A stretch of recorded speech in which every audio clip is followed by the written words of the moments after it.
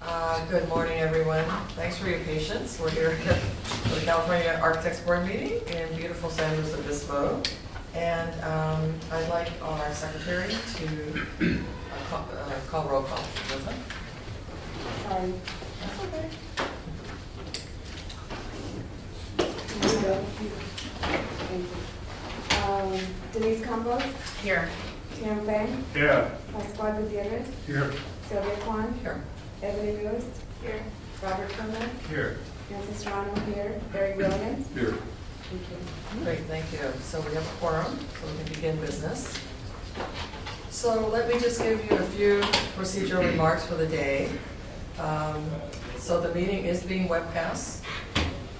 And I want to thank Cal Poly for the use of this facility for our meeting, and to Barry Williams for helping us schedule it Find a and place. find a place and give us parking passes, all important stuff. So for voting, Ms. Secretary, all motions and seconds will be repeated for the record, and all votes and motions will be taken by roll call. Thank you. Okay? So before we get into the rest of the agenda, I would like to do something very nice, and because he did something nice for us, and that is to present the Octavius Morgan Award to Robert Kitamura, who was so kind to come and join us. So please come up. So may I, yes, please, come on up. So may I read this before I present to you?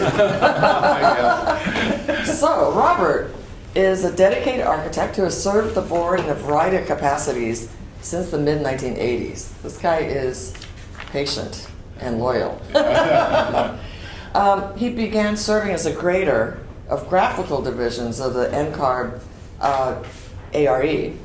And then he assisted in writing, development, and grading of CALE, which is California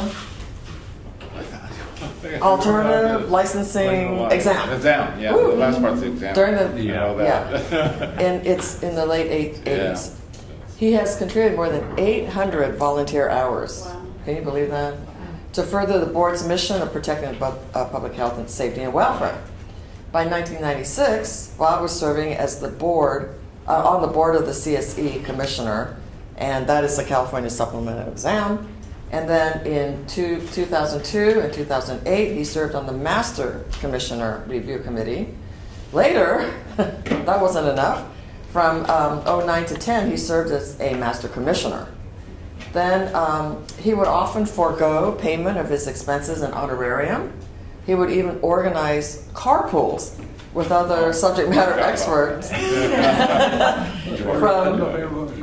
from San Luis Obispo to reduce development and administrative costs. Wow, you're awesome. And then lately, he even got with the 21st century and participated in development of computer-based CSC. Now that is incredible. I'm really impressed with that, being a dinosaur myself. And so with that, the board of California CAB is really pleased to offer to give you this award. Thank you so much. Thank you. Thank you. Do you want to make a speech or anything? Not really. I just want to thank everybody. It's been an honor to serve as Master Commissioner and on this for this board, and so it's been a lot of fun. But it's nice being retired too. So not having to work so much. Can we do a group picture with them? Yeah. that'd be great. Come on, Yeah. come around. Or should we go around? Come over here, Robert. Okay. I'll come Yeah. with that.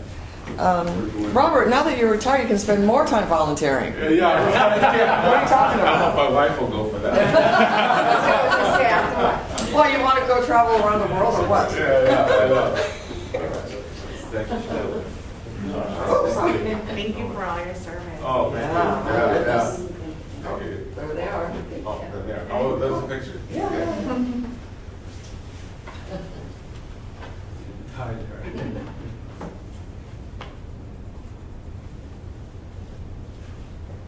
Thank you. There you go. Okay, thank you very Now you have the much. rest of the day. Yeah, there you go. Let you guys do your work.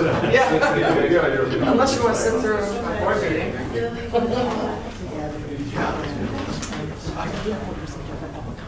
Okay. but we can do Karen first. Sure, Go all over right. now, so- Okay, and then we'll do public, okay, got it. So we have our wonderful representative from DCA, Karen Nelson, and she's going to make her presentation. Welcome, Karen.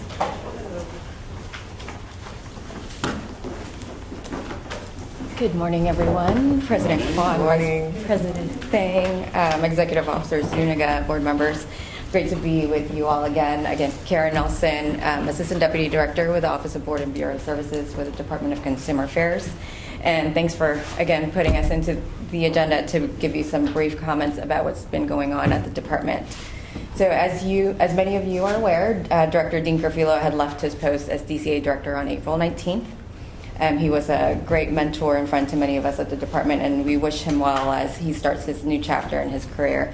The governor's office is currently working toward identifying a successor, and our executive team is looking forward to working with the governor's office to ensure a smooth transition. And during this transition, Chief Deputy Director Christopher Schultz hosted the June 3rd Directors Quarterly Meeting. He hosted the meeting and communicated his commitment to serving as both roles at this time as we prepare for new leadership at the department.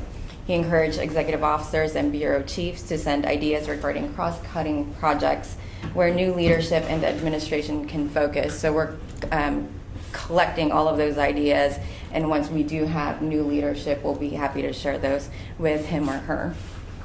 With regard to the executive officer salary study, as previously reported, the department retained KH Consulting to conduct the executive officer salary study. The study aimed to provide an in-depth analysis of the programmatic and operational complexities of our boards, as well as a salary comparison from other states. The project was expected to take approximately 6 months to end in March 2019. Unfortunately, there was a slight delay due to some challenges receiving timely responses from other states. And as you all very well know, we wanted to make sure that we have the data and the comparative states so that we can be able to completely analyze as opposed to just having a small data set. So we are aiming to release the final report as soon as possible to our programs, hopefully in the next couple of weeks. It is currently with our agency right now, and we do appreciate your patience as we work toward finalizing this project. As soon as we do have that report finalized, we will release it to our programs, and we'll have a conference call with our executive officers and leadership so that we can really go over and the study as a whole, and then we will conduct one-on-one meetings with our programs to look at your specific areas individually. With regard to DCA's open data portal, in April, the data governance team announced the incorporation of enforcement and application data into the open data portal. As you may remember, in January, we launched this with just the licensing statistics. Now on the website, if you go to dca.ca.gov and click on the data tab, you are now able to look at licensing, enforcement, and application data statistics and be able to use those resources and tools to perhaps, include in your meeting materials or do some trend analysis with regard to your statistics. With regard to the budget change proposals, the legislature has approved additional resources for DCA Central Admin Services for the following areas: fiscal operations to address the fiscal reconciliation issues, Division of Investigations to address current enforcement timelines department-wide, OPES to ensure that there's adequate resources for examination and examination development, and for legal with respect to our regs unit. And the last thing I wanted to share with you all, I think I may have shared with you before, that 2019 is a mandatory sexual harassment prevention training for the Department of Consumer Affairs, which means all employees, board members are required to complete this training this year, even if it was completed last year. It's training it's online, interactive, and can be completed at your convenience. And if you have any questions to that regard, please feel free to contact our office so we can assist you. And that concludes our update for today. I'm happy to take any questions. Yeah, any questions for Karen? So when you say that it needs to be completed by this year, do you mean through December of Correct. 19? Mm-hmm. Will we be getting reminders? Yes. I think there is a current message being sent out to our programs to see if we can finish it within the fiscal year, but it's 2019. Staff tracks it as Wait, well. is it sexual harassment or just harassment inclusive of sexual harassment? Sexual harassment prevention training. There's a specific one that I can share the link for you all Right. if that's helpful. Yes, it usually, we do get a link, and it, Okay. I believe the state of California prepares it, if I'm not incorrect. We We have. contract with someone. Oh, okay. Yeah. Okay, is it the same one that we always have to do? I haven't looked to see if it's been updated. Right. But Okay. perhaps. Perhaps, yes. It may be the same one. I learn something new every time, though, which Yeah. is interesting. No, that's good. You know, now, especially with the Me Too movement, you're actually Sure. paying kind of very focused attention on some of the things they talk about, and it's actually very useful.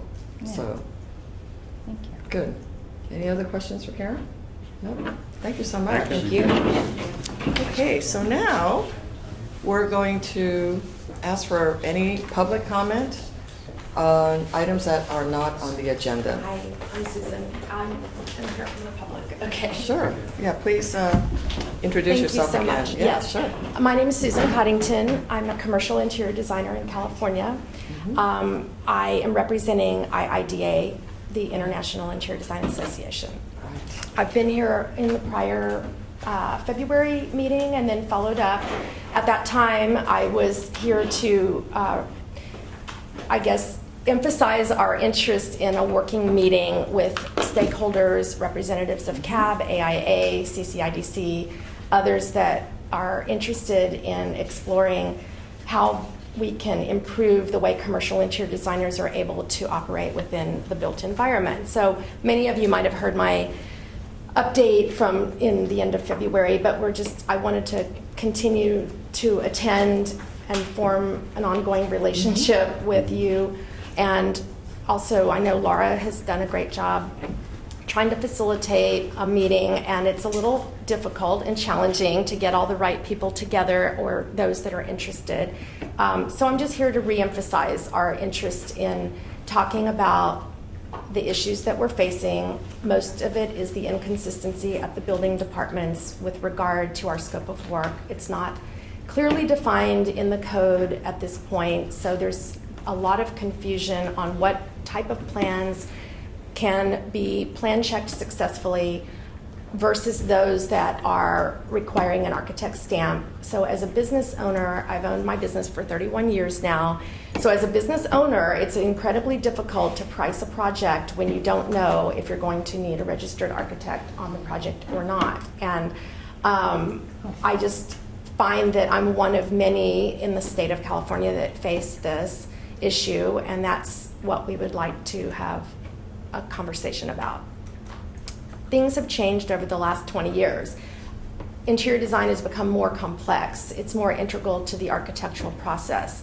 There's so many things about design that we all know have evolved and become more sophisticated. Every place that you walk into has element of design way beyond what we saw 20 years ago.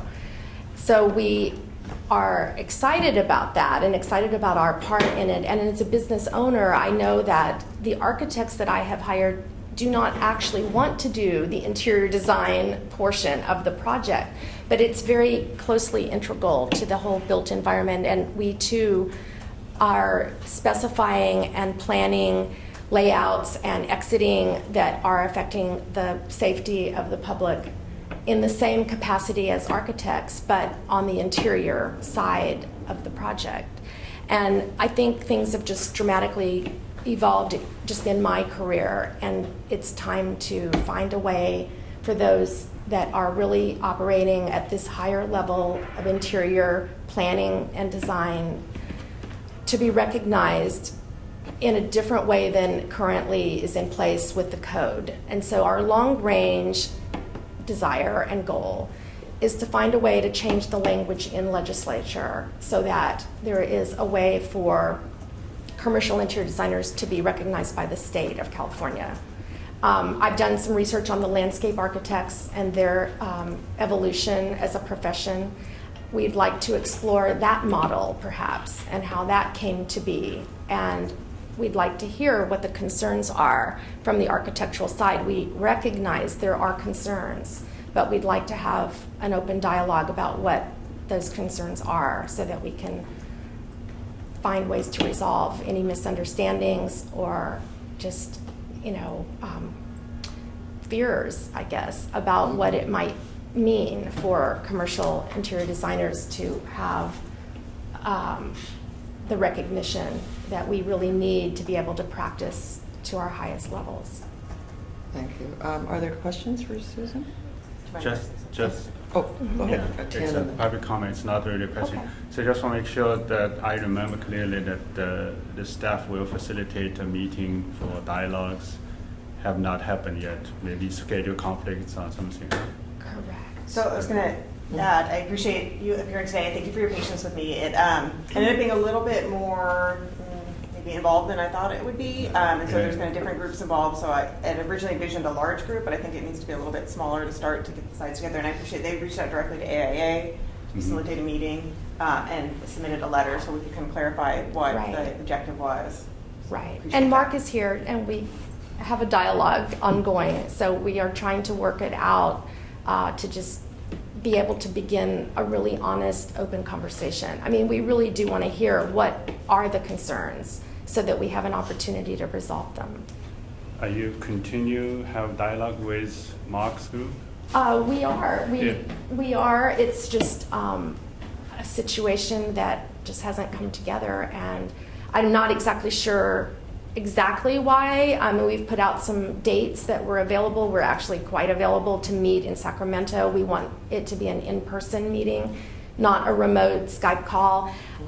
We are committed to investing in building the relationships so that we can have ongoing conversation. It's not going to be resolved in one conversation, but we want it to be a dialogue. We really want it to be us conveying what our challenges are, but also to show what we are capable of doing. And I just come back to things are just not the same as 20 years ago when we got the certified interior design designation through CCIDC. That was solving the issue at that time. But things are different now, and we need to talk about it again and find a way that commercial interior designers can practice to our full extent of education. And I recognize within interior design there's many levels of education, and we see that maybe a tiered profession is starting to evolve.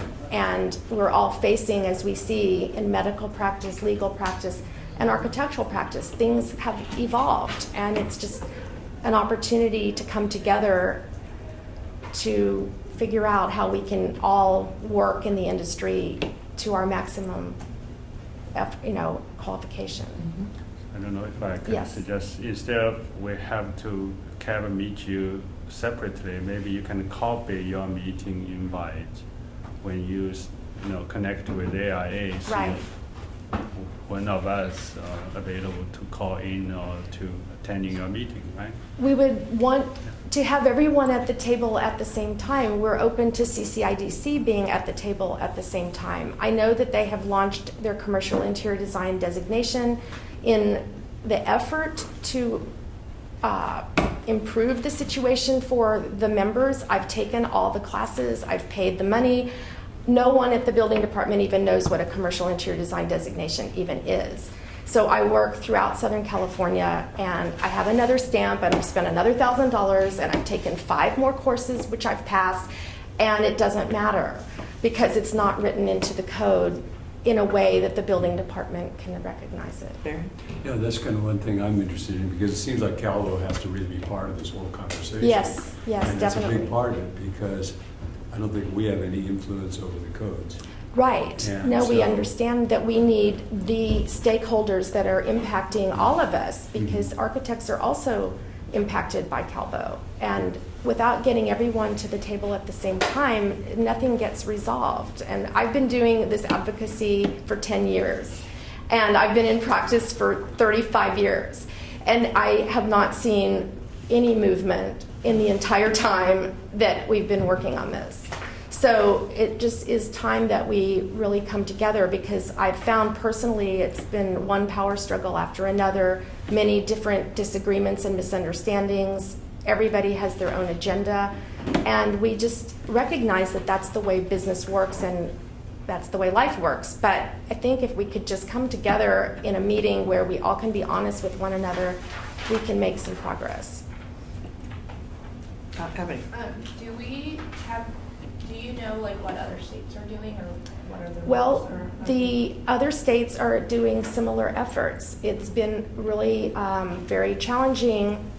I believe only the state of Florida and Texas have been able to accomplish their goals with regard to interior designers, but they are at constant attack every time they have achieved something. I mean, we all have sunset reviews, and nothing is guaranteed forever, but there's always a pushback on this issue, even in the states that have successfully passed. Utah recently, 2 years ago, was also able to achieve a Title Act for commercial interior designers. It seems to be, and not, it's really been an misunderstanding with AIA, I believe, over what the goals are. It's mostly building a relationship of trust and understanding what the concerns are from mostly the AIA organization that has pushed back. So. Oh, okay, how about pass along and back to you, Emily? Okay, someone that I admire once said that we are the change we seek, and because you are advocating, I applaud you for doing that. It's a tough road. Mhm. Change is not easy. But I'd like to reflect on some of the struggles that have happened in the profession in years past. Contractors and subcontractors were always at odds, and subcontractors were deemed to be the lesser class, which are now considered trade partners after some collaboration. Architects and contractors struggled tremendously, but now are successful in delivering multiple delivery methods in projects where the contractor and the architects work together, as opposed to this adversarial relationship. The only suggestion I could give you at this time would be to maybe seek out some of the success stories in those transitions, and maybe look at your struggles from that perspective. Right. And look at what's worked, and then maybe amplify that a bit. I appreciate that, and we are doing that kind of research as well to find out like how other professions and how with even in our own built environment professions these issues have been resolved. So we will continue to work on that. That is because these can be resolved. There have been success stories. So we believe that with the right, opportunity to just get together and talk about it openly, that it can happen. It can be resolved in a positive way to work together. First, and then Denise. Okay, Ebony and then Denise. So, as a public member and thinking from that, well, it's the only really hat that I can really think of, but I'm hearing that you want to be able to work at top of scope and having clear lines of what the scope of work would be. And I think of it as like a consumer of wanting to have clear lines in the profession. So if I wanted to hire an interior designer, it might be like more cost effective for me to have an interior designer work at top of scope versus hiring all these other people. So I think maybe even taking it like when you're presenting, having also the voice of the consumer of understanding what cost would be and how it would be effective for them as well. Well, I understand, and from personal business experience, that when a client has hired us, and then I believe strongly that the scope of work is within our purview, but then I get to the building department and I cannot get it through the building department, and I have to return to the client to explain that I now need to hire an architect to be on the project because it's the building department. Anyway, it does increase the cost. It's a surprise that clients don't want to be surprised about, nor do they want to pay for it. And so many times I have to eat that myself as the business, taking a loss on the project in order to get it through the building department. Absolutely. So that is how it economically impacts businesses that are practicing commercial interior design. I encounter this on a daily basis. So obviously our proposals have to take that into account. I try to make my best forecast as to what the scope of work is going to be, but it's very, very inconsistent. Recently, all we needed to do was remodel some bathrooms in Anaheim in terms of changing and updating finishes and correcting some dimensions for handicapped accessibility. I believe strongly that that was an interiors-oriented scope that we should be able to do. The city of Anaheim would not budge on the requirement to have an architect stamp on the project before they would even look at the project. I explained that it was finishes. It didn't matter. I could not get that project through without hiring, on staff. I have an architect, but it's like getting that person involved in the project, more billable hours to be adding that in at the last minute. And then you can see that I can't, on that example, go back to my client and say that I've had to incur all these extra costs because the city of Anaheim needs an architectural stamp on changing finishes. That was just one recent example of the inconsistency that exists Yeah. every day. I think I'm hearing you and I agree with you, so I So, guess thank you. use that as well. Thank you for taking your time to be here and for educating us on the issue. I have a procedural question. Can we be having this back and forth during public comment on an item that's not on the agenda? Well, I was going to interject here. I think we need to wrap this Okay. up. Okay. If you want to have a more robust discussion about it, you should agendize it. Right. I think it's okay to ask a couple questions, but this is Okay. public comment, so we need Sure. the time. Yeah, I understand. And the outcome really that you've come for is for us to finally get that meeting together Yes. with all hands on deck. Right. I just have one last, really kind of I don't know if it's a point or a question, but my understanding, and you can correct me if I'm wrong, is that is it CCIDC? Yes. And the IIDA have kind of a slightly different approach, and therefore both parties need to be present at this meeting as well. Yes, we would like that, yes. Because the way I look at it is, if the interior designer entities cannot come up with one approach and one direction to us, how would architects and building Exactly. officials We do agree. that? We agree, and we have Yeah. had ongoing efforts in that direction Okay. as well. But we would want them at the table and to be part of that conversation. Okay. Yes. Well, thank you. Thank you so much for your very time. much for your time. Really appreciate that. And you're not giving up, so we better pay attention, right? I'm not giving up. Yeah. She'll be back. All right, so any other public comments? Okay, so item E, which is it still on their agenda? I let everyone know that it wouldn't be. Okay, so just remind everyone that item E is going to be canceled because he could not appear today. Item F we took care of already ahead We of. do have students coming to a presentation that are not on here too, I think. They're here. So they'll be under Oh, They're yeah. next. Oh. But it looks like, I think they're planning at 9:45, so we can 9:45. come back to that item and Yeah. go forward. Okay, my Oh, phone it is is there, oh my gosh, sorry. No problem.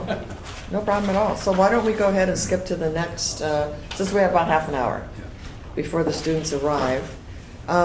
So it is time, Milza, for us to get a motion and action on the February 2019 board meeting minutes.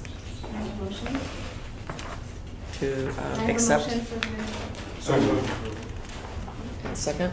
Second? Okay. Somebody goes. All right. So we need to do roll call, correct? Yes. Yeah, go ahead. Denise Campos, Yes. Frank Frank, Aye. Pascual Gutierrez, Yes. Sylvia Kwan, Yes. Ebony Lewis, Yes. Robert Drummond, Aye. Mrs. Rana, I, Barry Dyer. Aye. Okay, motion passes. The board meetings are accepted. Okay, now it's Laura's turn to give us the executive officer's report. Item I. Let's go through some of the highlights. Let's see. On the budget, the department is working to close out the last fiscal year as they transition to a new accounting system. There's been some delays. So ideally, we'll have our budget analyst present at the September board meeting to give us a more updated picture, fuller picture on the board budget. We're still working on business modernization. We finished the mapping of how we do things. Now we're mapping how we'd like things to be. And we had a meeting with DCA's Office of Information Services and a few other programs that are in the same spot that we are going to talk about going into the next stage of the process. So we got an idea of what it could cost us, what our options are, and there's a lot of dollars, but we'll have more updates probably at the next board meeting. Can I ask a question? Yeah. Just help me understand, because we've got, I was doing this fiscal. The SCAL system, yeah. Before, Mhm. and we've got a business modernization plan, and we had threes. Are those three different things? They or are two three different things, things. or what? So FISCAL is a accounting system used, supposed to be used statewide, so more of the departments like DCA are going towards it, and it's been a challenge for it to work for DCA and all the different accounts that we have. So there's that. Breeze is to replace the systems the boards use for like tracking of applicants and their licensees. So about half the boards have gone on to that, and then we were in the last phase of that. So for those programs, we have to do the business modernization process and determine what our best outcome will be. So it doesn't have to be Breeze. We need to look at Breeze as an option. We need to look at another program called Acela, which Bureau of Cannabis Control is using. But then they also go out and look at other vendors, and so we'll do some demonstrations. We'll bring them in, and DCA will help us determine who we'll use. And then But the fiscal is one and done, and we're all using that. Right? it's created. Yeah, DCA is using it. It's been a challenge for them to use it. So we actually haven't got like a real monthly fiscal report since probably before I was started at the board. So yeah, technology continues to be a challenge. But we did accept online credit card payments, and both programs are doing it, so that's great. That's my question. It's already started. It has started, yeah. Woo. Check. And I didn't get the numbers. The processing? We are charging the processing. That's Oh. Yeah, I actually did it. I just You did it? done it already. Yeah. I just got mine yesterday, so I'll try I think it. it's like Okay. Yeah. 3%, I think. Okay, Yeah. reasonable. Okay, so let's see, the Communications Committee met last month. We'll provide that later in the agenda. The newsletter went out. Also provide an update on Sunset Review later in the agenda. Let's see, I think it might be covered somewhere else, but under outreach, the board staff participated in a senior skin offer with Contractor State License Board and 2 members' offices in the disaster area up in the Paradise area last month. And we have our social media statistics on page 3 of the report. And then going on to the next page, we have our ARE statistics. If we could just stop here, Nelson's this is my favorite. passion. It looks like we are failing more than we have in the past. And Yeah, this is 30% kind of seem a bad. little bit jarring. And Yeah. do we have any explanation from the architects on what might be happening and why we're failing more than before? So, staff, this is the first year that completed transition to AIE 5, right? Last year was still mixed. About a year ago, transitioned, I think? It transitioned. No, I think last year still has a mix. Yeah, Okay, so it's been about a year. about a year. About Yeah. a year. Mhm. So remember a few board meeting ago, we said, well, maybe because of the transition Correct. and the candidate is not quite ready, they take this as a test, Right. as a trial. Right. So, but if it's already a year, I thought we just Yeah. started this year, but looks like a candidate should be more prepared for the AIE 5. So that 30% below national seems Yeah, that's noteworthy. Maybe we have to look into that, yeah. Are we missing something, the state of California? Yeah, because they're I passing understand at too, yeah, 70%. Yeah. Yeah, they're much better than us, national. It's the same exam, right? Yeah. Oh, yeah. Correct. It's the AIE same 5, exam. yeah. So it gets down to people in California are Being not being prepped. prepped. I mean, 30%. Can we verify the data? Is it data from It's really NCAR, bad, right? That's The really data- low. Yeah, the data for the national comes from NCARB, and then Right. the data, well, all the data comes from NCARB. California data is specifically parsed out for us, so we can see how our candidates are performing. And then the national data includes California candidates as well as all the other jurisdictions. Can you It's a- double it's an check amalgam of just all. this project planning and design section? Just make sure there's Yeah. no errors. Yeah, original. we can circle back with it and confirm. Right. Okay, well, I Yes. think there is, circling back means that we won't get the information until we meet again, and that's not for another September. 3 months. So this is something we really need to address because that's significant. And if we want to encourage our students to continue in the path of getting their license, we need to make it as easy, not easy, like you have to know your staff, but an easy transition from school to license. And the fact that you're failing because something is happening, we need to address that, I think, in a more immediate, we need a more immediate response than just, okay, we have to wait till September. So is there a way to get that data sooner and then send it to us via email so we can address it more, peel the onion before we get to our next September meeting? Additionally, Yes. can we get data in understanding the programs that have transitioned versus programs that haven't, and how those who have graduated from those programs are doing? I'm not sure I understand what you're asking for. So when people graduate from certain programs Uh-huh. with their training, we have students that are taking the test earlier. Yeah. different Oh, you mean sections. Oh, the new. the iPal, like compare the iPal Oh, stats. okay. Is it possible to break it out that way? I don't know. We'll check and see what we have can get from We'll have to NCAR. check his. They're But, just starting information. IPAL students population will be such a minor portion, may not likely impact too much. The I school- guess yeah. I want to know, we're looking at it from the section of tests. I'm thinking like, do we have a drill down further of like the type, like who's sitting for these tests and what their training and background is? So that we have a better understanding of like if certain people need to be prepared more or not. And CAVA perhaps can do that. I think what she referred is some of these are maybe fresh students still in college, others already 20 years of practice, still taking exams. The demographics of the Yeah, demographics. demographics. So like Okay. if we're seeing a trend, then maybe we need to make recommendations for additional courses or training before sitting down for the test. We can certainly get that information from NCARB. As far as what we track only what the candidates tell us. So they may have college education, but they haven't told us that they have college education. They just use work experience.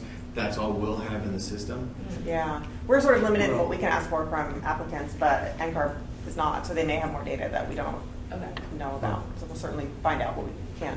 I don't, Laura, I don't think the staff should really exhaust our resource to digging this information because you may enter into the dilemmas of policies. I think if we can just extract the data as much as possible from NCARB, it's better. Okay. And they're supposed to serve us anyway. Right, we'll get it as soon as we can and send it out. And then can see what you want for the follow-up, and maybe this can be an item we discuss with some of the NCARB staff next week. Yeah, very. Well, on the application, because education counts for well up to 5 years if you have a bachelor's of architecture. Wouldn't that be on the application that says, or do we don't have access to that It application? is on the application if they put it on there. So most candidates are creating their NCARB record, Right. sending their documents off to NCARB, and then we're accepting whatever they So have as basically far comes as from education NCARB. from NCARB. So if they sent information to NCARB, the transcripts, then yes, we have something that we can verify and get that information. But it's not uncommon for candidates to just provide work experience and provide us with a form that only we have access to. I see, okay. Well, what a comment too. Oh, one more, and then One more. pass it But on. the other thing too is that we're only one of few states that has experience only, correct? There's only a couple other states that have experience only. Yeah, I think New York does, and I believe there's 16 or 17 states Yeah, few total states. that Oh, really? allow Yeah, for few experience. It'd be interesting to see what is their past Results, record yeah. on the ones that all equal the same Okay. path that California takes. Before you, let me interject something. I recall about a year or two ago, you did present us, Marcus, with a different approach, but it was still interesting about what colleges and universities they attended and their pass rates. Remember that? Because I looked at Yeah, Berkeley, yeah. I looked at Cal Poly, That's a standard. and Yeah. those two in California were the highest pass rates, and then the others followed. Go, Slow, and Cal. Slow and Cal. Go slow and prosper. No. Anyway, so I remember that being a really interesting kind of just information to know for future students, even to say, where should I go to college if I want to actually pass the ARE, someday. And there were definitely programs that were less successful, let's put it that way. Anyway, Pascal, so maybe we can get that again. I wanted to reinforce what Ebony proposed, because although the number's alarming at 30% differential, we don't know who this pool of people are. We don't know if they're foreign trained individuals, if they're taking the alternative path. Right. We don't know if they're college educated. We don't know anything about it. We just know the outcome. So until we know that, then we can't even begin to understand this. So I just want to reinforce what you said. But it's so dramatic, you know, it's so dramatic that it requires a look. And the good news is, and you're next. The good news is, Nilza, the three of us, Tim, Nils, and I will be in Washington, D.C. next week with NCARB, the entire NCARB organization. And we can, and they will have booths and so forth, so we can go over there, ask them point blank, what is their analysis of what, you know, we can show them the two numbers and go, what the heck's going on? You know, and get NCARB's perspective, which is very broad compared to our perspective.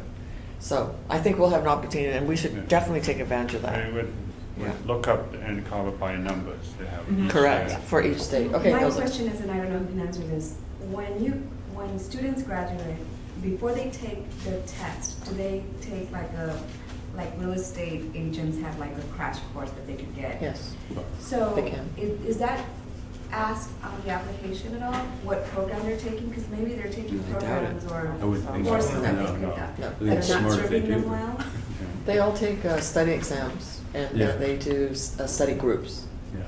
Yeah, they hardly ever do it alone. And then what happens is, because I see people in my office, so they may take study courses, and at the end they do get a group together and they do intense Mhm. study sessions. Well, I think this is a paramount reason for us being here. So I think we really need to dive into this, and I think breaking the diversity as much as possible. Yeah. And the demographics is extremely important. Mhm. And if we could figure out what universities they're coming from, that would be good, because then we can nudge the universities that are not Yeah. providing the educational tools to pass this as soon as possible. Exactly. Now, as the requirements are presently written, we require that they do, like if they have an accredited degree, they'll get X amount of experience, you know, the maximum 5 years. So all of that, if you're asking for additional courses or whatnot, we'll have to focus on changing the regulations and the requirements. No, I'm not asking No. for additional courses. I'm saying that maybe the technique that they're using to educate the students who are spending a lot of time to learn this craft, maybe the technique isn't working, and they need to modify their procedures, not the students. The students are learning what they're Right. taught, right? So they need to figure out what they're doing wrong. Right. Yeah. Yeah, okay, Pascal? Yeah, final comment. Yeah. We're just kind of like groping in the dark Yeah. because Right. because we don't know who this group is. And this differential hasn't been this great before. It's just that it just jumped at us this time because Yeah. it's so great. Absolutely. So this group may be unique because we're assuming they're students. The majority of them are students, which may not be the case. No, So we don't we know. need to We understand don't know. who they are before we can even Right. go any So- further. So that's what my suggestion is. It's alarming, but that requires to look into that. And maybe wise things is staff have the data, maybe the possible professional qualification subcommittee can look into this. And then maybe next board meeting can give us an overview where this, you know, how this numbers came from. Mhm. Yeah, I think, and maybe discover something interesting way it become something that the board can proactively help in the later time. Yeah. Okay, Tara? So there was discussion about distributing data before our next September meeting, and I just need to caution everybody that if you start to disseminate information, you cannot discuss the information you're Sure. receiving until September, so perhaps delegating PDQ. further review of this data Mhm. to a committee would be All right. appropriate. Yeah. Let's do Okay. that. All right. So the data should go to PDQ. Yeah. Okay? Perfect, To the thank full you. committee? Yeah, to the full committee, and then, now, when are you meeting next? Who's chair? He's the chair now. Oh, who, You're chair. we didn't see that? When are you meeting next? When's the committee meeting next? Do you know? Maybe till next year. Yeah, I don't Oh. think anything on the calendar. They already met this year. Okay, already met, yeah. so would it be better then, since We there's can- timing issue? Do we have to meet? You can We schedule another meeting. Yeah. There's no reason Yeah, or we can not to. have a Yeah. telecoms or something, right? Oh, yeah, we can, yeah, we don't have one scheduled, but we can certainly We don't need a calendar physical meeting, we can do meeting. teleconference, Yeah, we whatever the. can. Teleconference would be good to review the data. Okay, Sometime between now and September. So that, That'd be good. then. Or the September board meeting. Correct. Okay. Okay. And then the board will review it and discuss, it'll be on the agenda in September, right? So our task will be to review the data, summarize the arrive at findings. some findings, Exactly. and then communicate those back to the. Yes. board. Yeah. Yes, Probably make that the only item. yeah. There'll be a special meeting. Thank you for that. Thank you, Tara, for that. Okay, so now Margot is not here, is she? No, she's going to come, I think, later, but the students are here. The students are here because I was supposed to ask Margot to introduce the students. So I will can you do that, introduce William? the students, yeah. What, Barry, I mean? Okay. Barry, next item is a presentation by Cal Poly students. Yes, Tara. So are we moving on from? We're on- Oh, Laura's down, we interrupted her, sorry. do- We can come back to it, yeah, if you want to go. Is that okay? Yeah, absolutely. Yeah, we don't want, because they probably have like finals or something, They have work to do. presentation.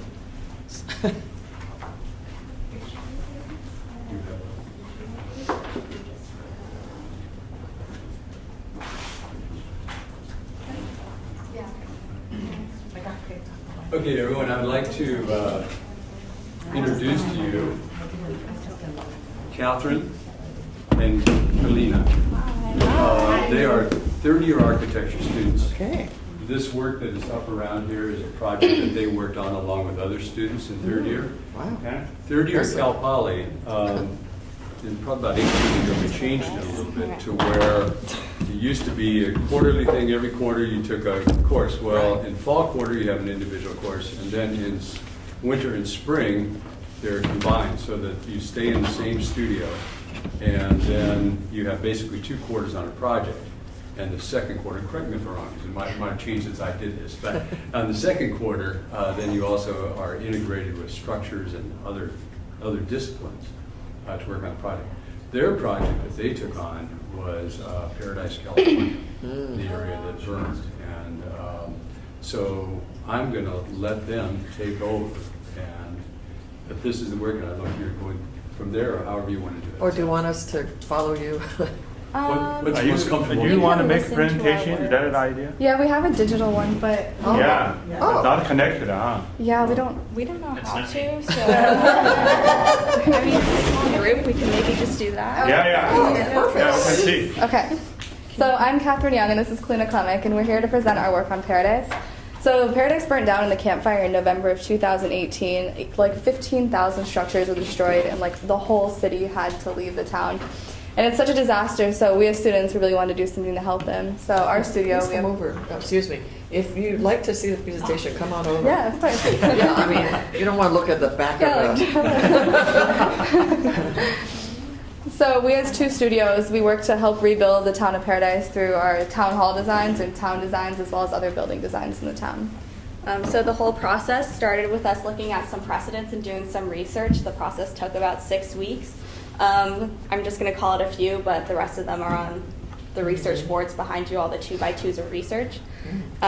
So Boo and Hammer B we looked at as precedents in sustainability. Each one has their own way of dealing with stormwater management, solid waste management, and sustainable transportation.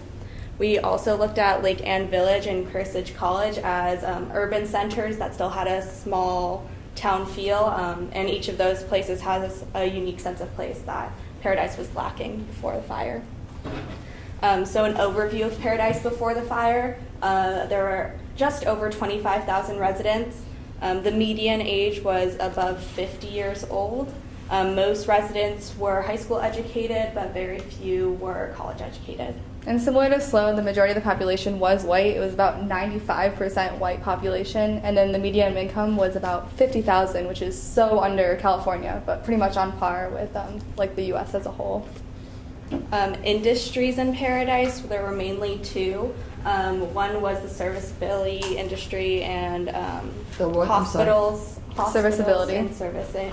Okay, service Yeah. industry. Yeah. Got it, thank you. And then the other one is extraction, so logging, fishing, agriculture, things of that nature.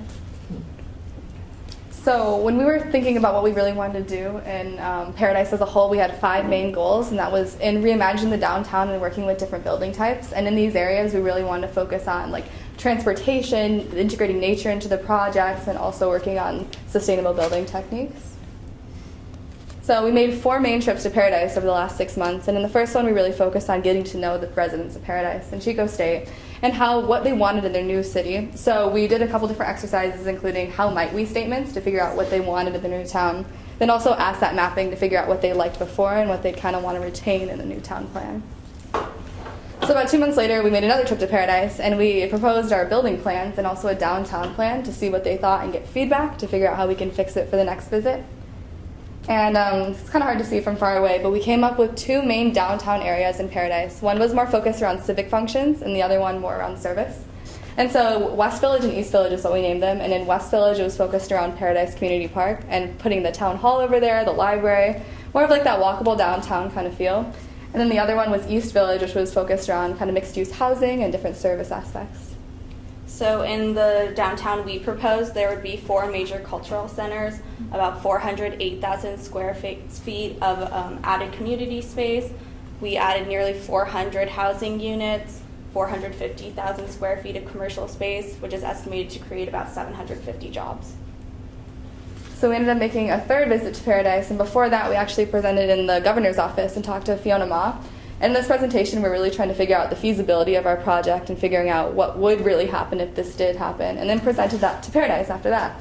And so we went to Chico State, and we also partnered with Chico State students and also Montana State students, with Montana State students focusing on long-term housing, Chico State on short-term housing, and then us on like the overall plan with service-based areas. Throughout the 2 quarters, we were also partnered with California-based firms. That entailed us meeting with firms 2 to 3 times a quarter. We would each visit the same firm, and they would see us continually just to get like an ongoing refinement of our buildings and make sure it was appropriate for the setting. Yeah, some of the firms we partnered with were like ZGF and other ones like Perkins Eastman, stuff like that. It was a good venture with that. And overall, personally, there was a few things that really affected me, and it was just learning through service, which you don't really get an opportunity to do as a student.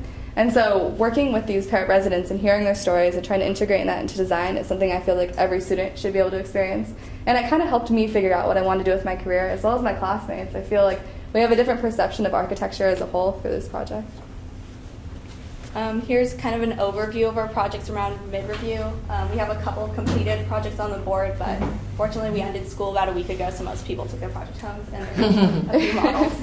Yeah, so we have the large-scale models, and also I think it's 5 posters set up over there. If you guys want to take a look. Thank you. Yeah, we appreciate it. We're around if you have questions. Yeah. Okay, we have questions. Quick question. Yeah. You had made the sustainability one of the key objectives, your future development. Yes. Is that entails that more resilience against the future fire, for example? Is that part of your consideration? Fire resiliency was a big factor in our building types, and we actually spent a few weeks researching the best materials, cladding systems, and kind of wall sections, what's inside that wall to protect the building from fire. I just want daylight so people know that your sustainability includes resiliency. Yeah, fire resiliency. Other comments or questions? The only question I have is just from something that Kalina told me yesterday was that they're trying to, what was it you were talking about with the carbon emission that they were trying to? Oh, they're trying to forego the current California deadline for being carbon zero so that they can rebuild quicker in Paradise and like the affected areas up there. Okay. And many people have many opinions on it, and I think they're voting on it too. So when you say they, who, the municipality? Yes, yeah. Oh, okay. Where are the people living at? Are they all scattered around? Or some people moved out entirely. A lot of people moved to Chico. Yeah, and some people are camping on their properties. Yeah. In fact, I talked to this one lady, and I feel like those people have the biggest opinions in what they want in the town because they're the ones who are camping there. They're trying to figure out what they want to do in the future with their property and the town's property. Yeah, I'm saying, what is your audience to get realistic input? Do you have to go to people who fled and you hope will come back, or is it just a clean slate, or just a few people left there get to decide what the new Paradise looks like? And who makes the decision? I know that when I was designing, I was keeping in mind the people that were there, but hoping to bring in new people with new money and maybe some younger people that could bring new life into the town. Yeah. We did focus on just one small area to redevelop because we know that the area wants to be single-family houses spaced across, but we felt the county kind of needed something to unify it, and that's what we were looking at. Yeah, we're focusing on a new demographic, focused on bringing back college students. So lots of like new business, places for startups, places for businesses to meet, like WeWork areas, stuff like that in the downtown. So what is the actual driving distance between Chico State and Paradise? About 30 minutes. Yeah, 25, 30. Yeah. So it's within, Yeah, they Yeah, have community. a remote campus near Paradise. like near so- Paradise, okay. Yeah, and the majority of the population of Paradise used to commute to Chico to work. Oh, used to? Yeah. Yeah. Yeah. Okay. I have a question. I have two ladies who are here presenting. What does your class demographic look like? Their class is mostly girls. Yeah, Mine is mostly. split. There's pretty 3 guys evenly. out of 18, so it's Wow. mostly girls. Yeah. Girls. Well, there's Yeah. more women in architecture than there are men now. Yeah. In That's Cal Poly. amazing. Yeah. Keep it up. Yeah. Nearly throughout the state. But However- every school I visit. You know, we still have the missing whatever, 35% or We whatever. do, and hopefully we're going to start to see that coming up. Yes, and the issue, we're way off subject now, but, but the issue is sticking with the profession. It's very Yeah. difficult for women to stick with it in a traditional sense, and so as employers, we've been very careful to try to nurture women as they go through the professional stages, and we are having some success.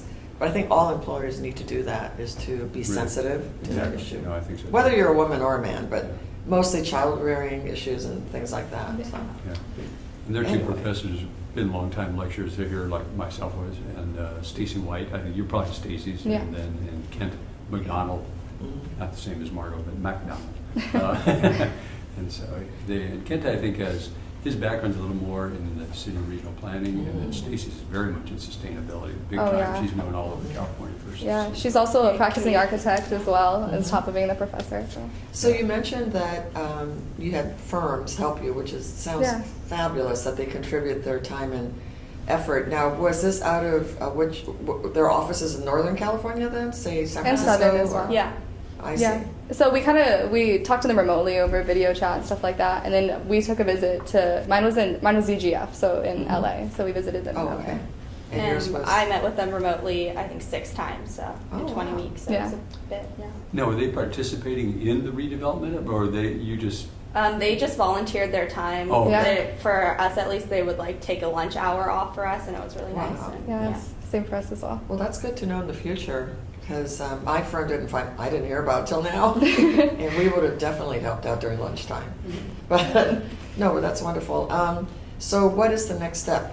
You've done this plan, it's Yeah. sitting there ready to do something, and has anyone told you what might be next? Yeah, actually, we're open sourcing all of the material. So I think Stacy was talking about it's about 5 million or something million in research that we produced, and we're open sourcing it all to the town. Our Revit models are being just open out for everyone. Our plan sections, all of our research posters, it's open source. We have a website actually, if you want to Google it. It's reimaginingparadise.com. Yeah. So will there be, is there still a city planner or a town planner there? I know Paradise hired a real city planner. Yeah. I don't remember the firm. Okay. What is it? They're working with a firm from the East Coast actually, and I think that it got donated. Yeah, they're donating their time or something. That makes a lot of sense. in so many ways. I guess I could fly in. Yeah. You know how I feel about that. California first, that's what I say. Oh, great Yes, Denise. presentation. Oh, thank you. It's so impressive, and Yeah. I really liked hearing what you said about having a different perspective after listening to residents, which is really Yeah. special. Yeah. That the client's always right. Yeah, it was really I'm not interesting sure about talking to them. Well, they think they're always right. No, but Agreed. you're absolutely right, Denise. Having gone back there 3 times, and each time we modified it and refined it to their Yeah. sensitivities, instead of coming in as we call it the Black Cape architect, Yeah. where you fly in from the East Coast Tell us with your how cape it's- and go, "This is my plan. Do you like it?" And if you don't, tough. You know, so this is actually absolutely in real world. That's how we do it. Is that you do get feedback, and sometimes they don't agree with you, But ultimately, over time, you do reach some kind of consensus that makes everyone as happy as possible. So you're learning. That's wonderful. Thank you. Well, congratulations on a Thank you, wonderful, thank you. needed task and Yeah. Is opportunity. it okay to share, like, if we took a picture on social media? Yeah, Yeah, of course. Absolutely. Yeah. I definitely want to do that. You've seen everybody taking photos. Yeah. You're going to be going viral. With our little followers. Like, you can follow us, by the way. Yeah, follow us on DC. What It's in the back. We have Instagram, Facebook. Please do. Yeah, we'll grab it. Yeah, and if you're welcome to take pictures of us and your boards behind you to say that you presented. Yeah. One of the questions, you presented at the AIA convention, correct? Yeah, last week I actually presented to AIA last week, and I think we're accepting an award from AIA. Wow. Yeah, Wonderful. and then a couple. Yeah. Was it well attended? What's that? Was it well attended? It was actually the Cal Poly alumni event, so there was I think about like 75 people Wow. there. That's great. Yeah. So It was great. awesome. Well, Congratulations. I Thank did you. not get to attend because I was at the Cal event. So Oh, see? Cal alumni event, but congratulations. That's great. Thank you. I'm wondering if you shouldn't, for example, you might want to consider going, I believe this year, there is the design, what do you call Monterey it? Design. Monterey Design. Design conference? It may be too late, but I'll write it down. Look it It's in up. October. maybe they can squeeze them in because Yeah. that would be incredible. There's about 600 to 800 attendees. Holy cow. And Yeah, and all- they're all yeah. really design focused. Mhm. So yeah, talk to Barry and your other professors and see if you can get in. Excellent. This is such a timely. Very, very good venue for Yeah. that. Yeah. It's a timely presentation because see, it happens only every other year, and so 2 years from now, who knows what will happen? Is there actually a fellow in the back of the room who's? Put the pressure on him. that? Yeah. Mark, did you hear? I did. Barry, should I put you in touch with our Monterey Design Chair. Committee? Because I believe the members on the committee have a lot of control over the agenda. Sure. There you go. Let's squeeze Yeah, them please in. do, Mark, and send me that, and I'll pass on everything to Katherine. Oh, cross your fingers that you'll get on that, and then I'll be there. Thank you again. Are you Yeah. presenting this week, or are you done? I think the last one was AIA last week, so. Oh, yeah. but I mean, at school, are you doing any more? You're done? Yeah, this is You're all it. done for finals, and that's it? Yeah. Oh, well then hang out. You can hear what I'm a, very pleased to say that Colina is Yes. going to join you with some other people in Mexico. Oh. excellent. Boy, you just have a Katherine, what are life. you doing next I'm year? going to Italy, Florence. Oh, we're sorry. It's okay. It's gonna be great. That's just terrible. Such a hard turn of events. That is so wonderful. Have a great time in Mexico and Italy. We'll be here. We'll be back in a year. Thank you again. Thank you so much. Yeah. All right. All right, so it's back to Laura. Okay. Sorry for the interruption, No, but that I was thought it was wonderful. Far more exciting than what I have to say, but I will continue. All right. So back onto item I, so on to page 6, we have statistics on the CSE for March and April, and then comparison to the prior fiscal year. And then on to page 7, we had an update in here that we were working on the NCARB ARE contract, and that contract was executed earlier this week, so that's complete, which is great. Down at the bottom, we have an update on our regulations. We are working on the regulations to implement the changes to the substantial relationship criteria and criteria for rehabilitation. We're on track for that. The department is monitoring that very closely. That's to implement legislation.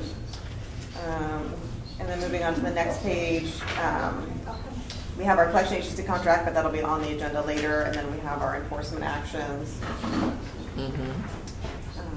So all of these don't come to us, huh? Because I was reading them and it looks like they're not conflicted enough to come to us, right? Right, the citations aren't considered to be formal discipline, they're administrative actions. Ah, okay. And Well, then- if they didn't appeal it, then they don't go to, Right. and some of these have been paid. I see. So They just, can do an informal appeal, and then if they could do a formal appeal through an APA hearing, and then depending on that. so in general, the fees stay consistent with minor adjustment? The fines? Yes, yeah. No, not fine, the agreement with NCARB. Oh, I think that's a zero cost contract, the NCARB, the ARE. Correct. Yeah. It's a zero cost contract. Oh, great, Yeah. okay. Yeah. I thought they charge us something. They don't charge us anything, just the Okay. candidate. Hmm. And if questions? Okay. So moving on to page 12 and 13, we have some enforcement statistics, type of complaints, as well as the most common violations down towards the bottom of page 13. As of the April 30th of the year, we had 42 citations with fines becoming final. And then on page 14, as I mentioned, we participated in the Senior Scam Stopper with the Contractor State License Board. What's it called again? Senior Scam Stopper. It's a Oh, program the board okay. runs. Yeah, I we partnered see. with members of the legislature. Oh, yeah. Oh, and in fact, it talks about Paradise. Yes, Yeah. so it was for the senator and assembly member from that area, and the board participated as well. So that was great. We had our 2 enforcement analysts attend. That's great. I had one question. Mm-hmm. On the citations, I'm just kind of looking at them, there's a couple times where it looks like it's almost exactly the same citation, but one would be like for $500 and one would be for $750. How does that? So in our regulations, we have criteria for, there's ranges A, B, and C for a fine amount. So it depends on the type of activity, whether it's licensed or unlicensed. And if there was more than one count to the violation, that would increase the amount. Okay. And then we're working on page 14, we're also working on the regulations to make the changes to our disciplinary guidelines. Sort of corresponds to the changes to our criteria for rehabilitation. So the guidelines are being prepared for submission for pre-approval to DCA Legal. And then we're on to LATC. Trish, do you want to present the LATC portion, or do you want to just cover that in the later on in the agenda? Yes. Okay, so we'll cover LATC later in the agenda. That's it. Oh, that's it? Yes, Just yes. a comment on, I think it's the packet page 19, digital page 40. Congratulations to the LATC on your test results. Significantly different than I didn't want to say anything. Yeah. I noticed that too. Like, what? I know. Must be easier. No, just kidding. It is interesting, isn't it? Yes, it Boy, was it's- very interesting. Oftentimes, the programs are under the same universities. Again, we're assuming students, Oh, but Well, yeah, but the we point don't- is that don't. the California contingency is doing, for the most part, better than the national contingency on these test results, and that's pretty amazing. Should be noted, they don't have an experience-only pathway. They don't have one? Not yet. They don't have an experience only Right pathway. now, Yeah. right now. It's just experience-only pathway. Yeah, but nevertheless, yeah, they're doing better than the everybody architects. else. Marcus? Well, I was going to say is additionally, because I actually looked at that myself, they're more structured because they have an education and an experience component.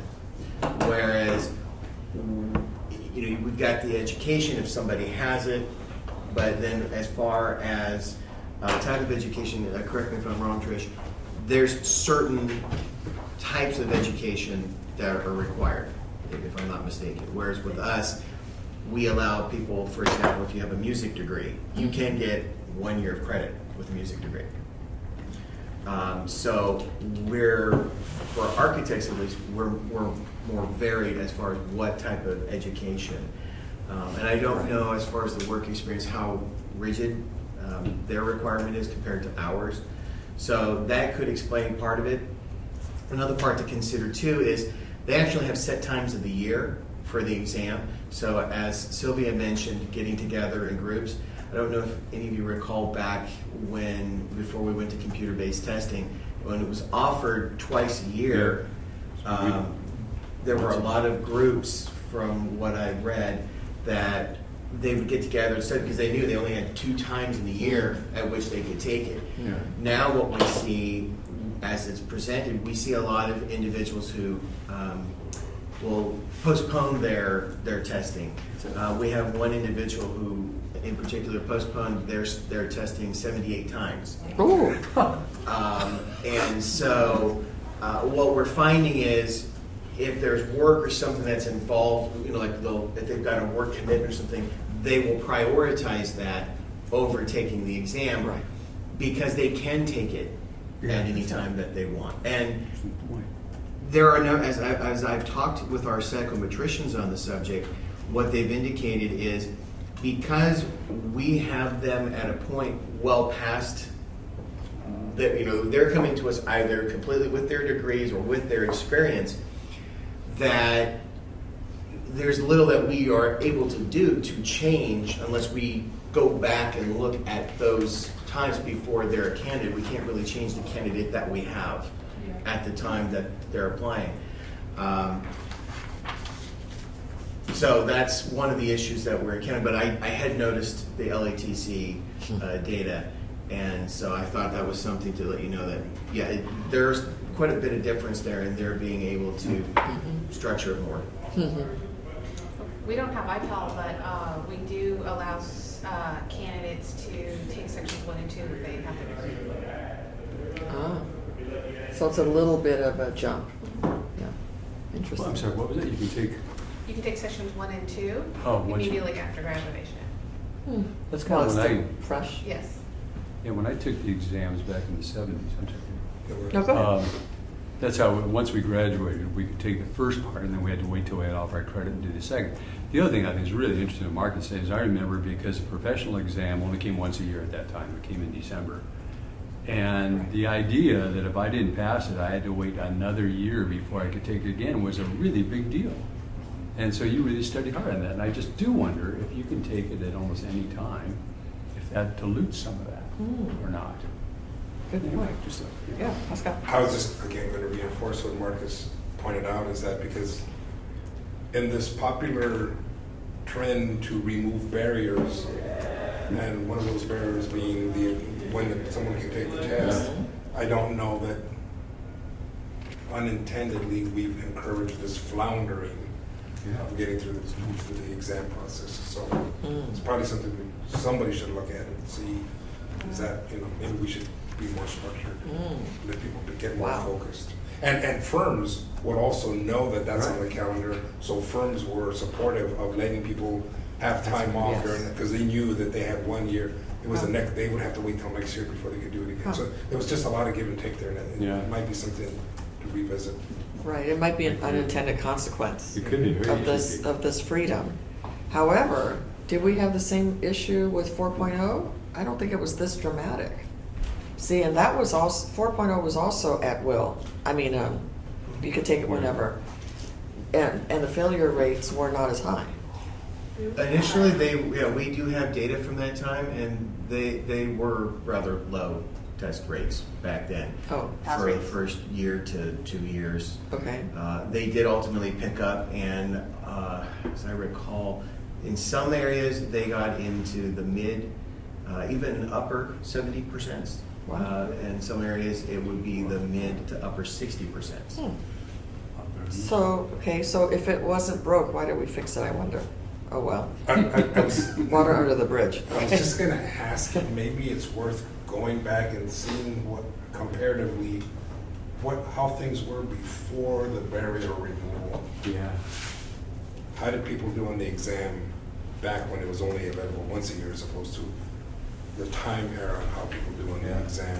Now it's You could only do it, accessible. right, you can only do it an average, right, because. Yeah, right. Yeah.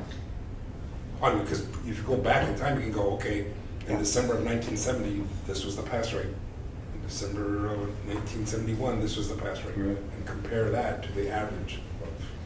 We can look. I mean, it certainly wouldn't be an equal comparison because of the different versions of the exam, but. Yeah, it's a different version of the exam, but just to see, to maybe understand that one aspect of it. Interesting. Yeah, we'll look and see how far back we can go on the data. That'd be interesting. Right. Okay. Do we have any more from you? No, not on that item. Okay, so now we're going to move on to item J, which is the sunset review discussion. So this is just brief. We, since the last board meeting, I believe, we talked briefly about sunset review and the questions were going to be asked. So since that time, we had our hearing before the legislature. Sylvia testified, and Mark Trescott, the chair of LAPC, and then Trish and I were there as well to answer questions. The hearing went very well. It was very quick.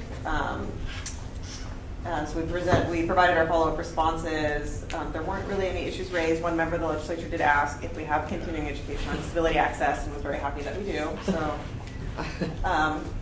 Yes. Sylvia was happy with that question. I remember they also asked, what is our thoughts or our involvement at the housing? Oh, Did you on the respond housing that too? shortage, yes, yeah. Tell them we have nothing to do with that. No. Yeah. We said something nicer than that, but yes, that's. So then, I'll cover it in the legislative update as well, but so our sunset bill is SB 608, and that bill will extend the sunset date for the board, the LATC.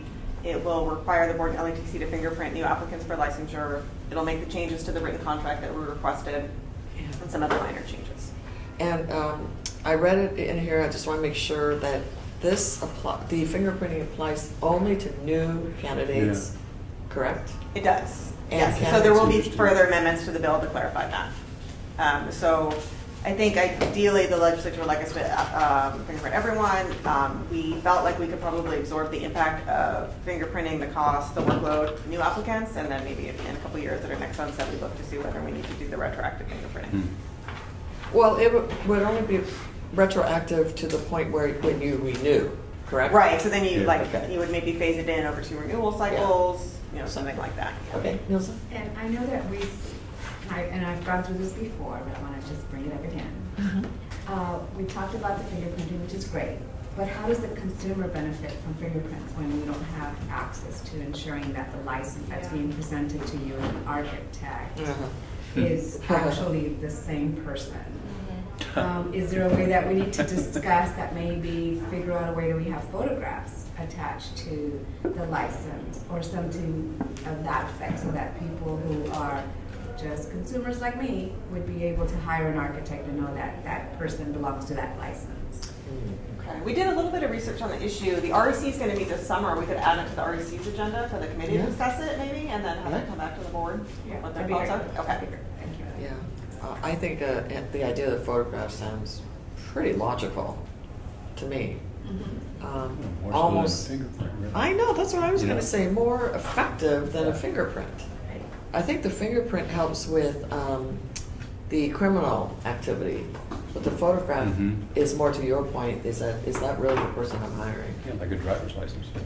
Exactly. Pull it over, this is the right You have to person. have a picture. The fingerprint really tells you 2 things. It'll tell you whether there may be a conviction that stops them from getting a license, but then also the board gets what's called subsequent arrest information. So if something happens to that licensee, I guess you see we that get forward. notified and can look into it and determine whether we need to take disciplinary That's action. very That's helpful. another, Yeah. whole other side. Yeah. Right. Okay.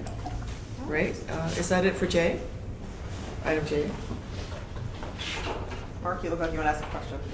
No, so, sorry, I mean, it's more for an REC. I'll hold off until the Okay. REC meeting. Thank you. So let's move on to item K, which Laura's going to present on possible action on legislation. Okay, thank you. So just a few bills to go through. First one is Assembly Bill 476 by Assemblymember Rubio. It requires the Department of Consumer Affairs to create a task force to study a report on the licensing of foreign trained professionals, with the goal of integrating those professionals into the state's workforce. And they would then submit a report to the legislature by January 1st of 2021. Can we discuss this a little bit? Of course. Thank you. So I understand the necessity of bringing, specifically in medicine, right? We need more doctors in the Right. United States. But we have a clear problem with our American-born students getting into architecture programs, because we have international students coming in, and then they're taking that talent back to their countries. Right. Can we suggest that when they do this study, if we are going to support it, that they also look into that issue, that we don't have enough American-born students able to go into the architect program because slots are taken. You know, they only have certain slots, and then they can't, by international students. So I'm not begrudging them. I want them to get their education, and obviously America is the best place to get an education. But I think that there is a clear problem when you've got 50 slots and 60% of those are from international students and 40 are for U.S.-born students, that we have a problem. So we, the board could provide some written comments to DCA as they do this task force and provide that input. Okay. You'd like- okay. I have a question on this one. Sure. This task force is to consider all the DCA boards and bureaus, correct? yeah, I think they would look at all the numbers. Not just California architects, but Right, all yes. 42 Mm-hmm. of the boards of directors, which I find Professionals, astounding. I don't know how a task force in 1 year is going to look at all these 42 bureaus and boards and make some kind of recommendation as to how to remove barriers.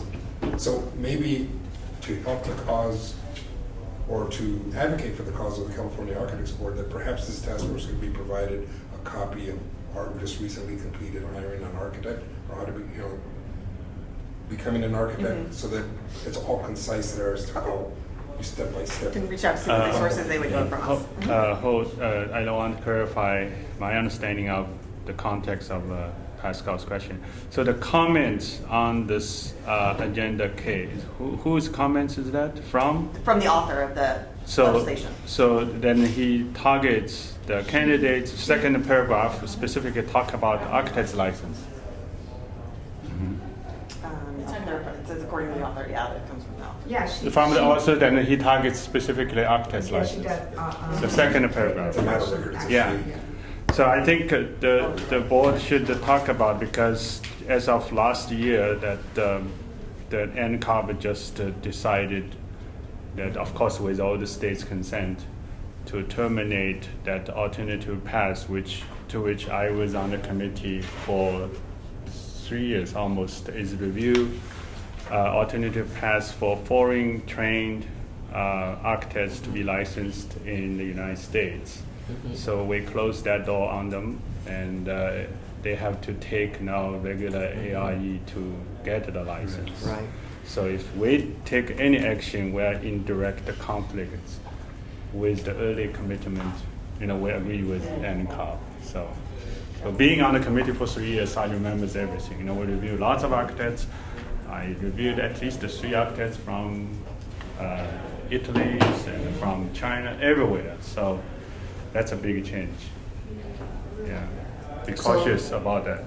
Yeah, so what does that mean? If NCARB requires ARE, and this says study how to make it easier, it seems a bit at odds with each other. We made it more difficult, and now this legislation. Yeah. Well, this is only a study, so then any actual changes would need to come forward in future legislation, and then we'd have to. The document I was referring to was the just recently reviewed architect's licensure handbook. Yeah, because in there it's pretty concise and specific as to. But this only passed the assembly, it still has to go to Senate and budget to get It has to go through the Senate side, yeah. It has to appropriations on the Senate side. So But not, 'cause it has to hefty cost. maybe we should take action, because it's going to cost $500,000 of taxpayers' money. And actually, I think the estimate was for general fund, which is unusual in that DCA doesn't typically receive general fund money. I don't think they're looking to fund this out of the board's pro rata. I'm not sure, so. And in her comments, she specifically talked about just the architect. Oh, I'm sorry, no, so the first paragraph is the author's comment, and the other 2 are mine. Oh, okay. Yeah. That's what I thought. Yeah. That's my comment. It's Thank you very for specific. correcting me. Yeah, very specific. So, Okay. Laura, do you know the background of this legislation? What Well, we precipitated need a it? more qualified professional. Yeah, but I want to know why Rubio sponsored I this. don't really know a whole lot more. I can find out more information if you'd like. Sure, Tara? I'm looking at page 3 of the bill language. Okay. This might be she picked this up as one of the proposals coming out of the Little Beaver Commission. Oh, I see. I think you're right, yeah. Yeah. Okay, yeah, recommended by Hoover. This is just a study bill. I think that our board can offer the information that we have available for anyone who comes from any other country that wants to become an architect. We already have that information available for them. So it's their task to figure out how would they ease restrictions for licensing to be able to have these professionals, be part of the workforce. But we're only one of how many professions that are 42. affected? 40. About 40 under the So department. I agree with whoever said it's going to take a year. Well, obviously staff will have to do a lot of work to sort of funnel really simple, 3-line information for each 40 professions, and then they can do a comparison. But anyway, I'm trying to see if on some of these that we had staff recommendations. Yeah, this one is really just for informational Oh, okay. only, because LATC had specifically, I think I had an interest in it, or someone wanted to present it to LADC, so it was on their agenda, so I put it on the board's agenda as well. Okay, so we're just it's a wait and Just see. information, yeah. Wait and see attitude by us. Okay, that's fine. If I may, just a quick comment on that. Mark. I am told from my former boss, Paul Welch, who was once in your chair, Laura, that in 1979, 1980, upon the revolution in Iran, many Iranian architects came, as many educated Iranians came to America and other Western countries, and the California Board of Architectural Examiners, I believe this was called back then, had a process to license these people who came over here. Now, I don't know if that process is relevant with today's law and the examinations, but it might be something worth looking into, the process that they use to help these immigrants from Iran obtain licenses in California. And I'm sure some of you have probably met some of those I know those one. architects, yes. Okay. Do some research into our archives. Yeah, that's great. Thank you for that. Okay. So next item is K2, AB Assembly Bill 613 by Assemblymember Lowe. This authorizes a board within the department to increase every 4 years any authorized fee by an amount not to exceed the increase in the consumer price index for the preceding 4 years, and specifies that this would be subject to approval by the DCA director, but not subject to the process, the Administrative Procedures Act, the adoption of regulations. And it's fees authorized by the board, but doesn't include fines or penalties. So the author is sponsoring this bill, as he chairs Assembly B&P and does some review, has found that boards often wait till it's critical to see a fee increase, and to when they've had to cut their spending in order to live within their resources. So he's trying to develop a slightly easier process for boards. So the board, so the board actually, under our manual, the president can make a determination. So we sent a support letter. So we've already taken that position. We have the board vote to confirm that today. So do we have to take a vote, or? We do. It says staff recommends approval, so do we have to It can't hurt, I suppose. acknowledge that? If we want to do Sarah, that. should Yeah. Do we need to take? So the manual allows the president to take a position prior to the board meeting, and so we did that. But now it's before the full board, so we have the full board vote. Yeah, I Yes. think you should. I just want to raise a point that this would provide that notwithstanding any other law, that we're not sure if that is clear enough, if this would be the only way the board could raise their fees once every 4 years. And I'm only raising this as a concern in case, I doubt this board particular would have this problem, but sometimes when you get additional licensure responsibilities as the board, and it's new, you kind of have an idea of what fees are going to be charged for that licensure, and sometimes those fees aren't materialized, and instead you're incurring more costs with this new licensure. So 4 years may be too long to adjust the fee scale if there's such a problem as that. So the author did pull the bill from the hearing this week, so I think that they're working on amendments to address that concern. Because I know Contractor State License Board submitted some comments along that line. So I think that has more of an impact to them, perhaps than it would to us. Yeah, I've got another client who, they're juggling like 4 or 5 different licenses, permits, and registrations, and they just got a new one a couple of years ago, and they're having trouble getting enough money to sustain that program. Okay. So you think it might go to 2 or 3 years then, rather than the 4, maybe? Yeah, or maybe they change the notwithstanding language. Yeah, I think they can fix it. But I do think it's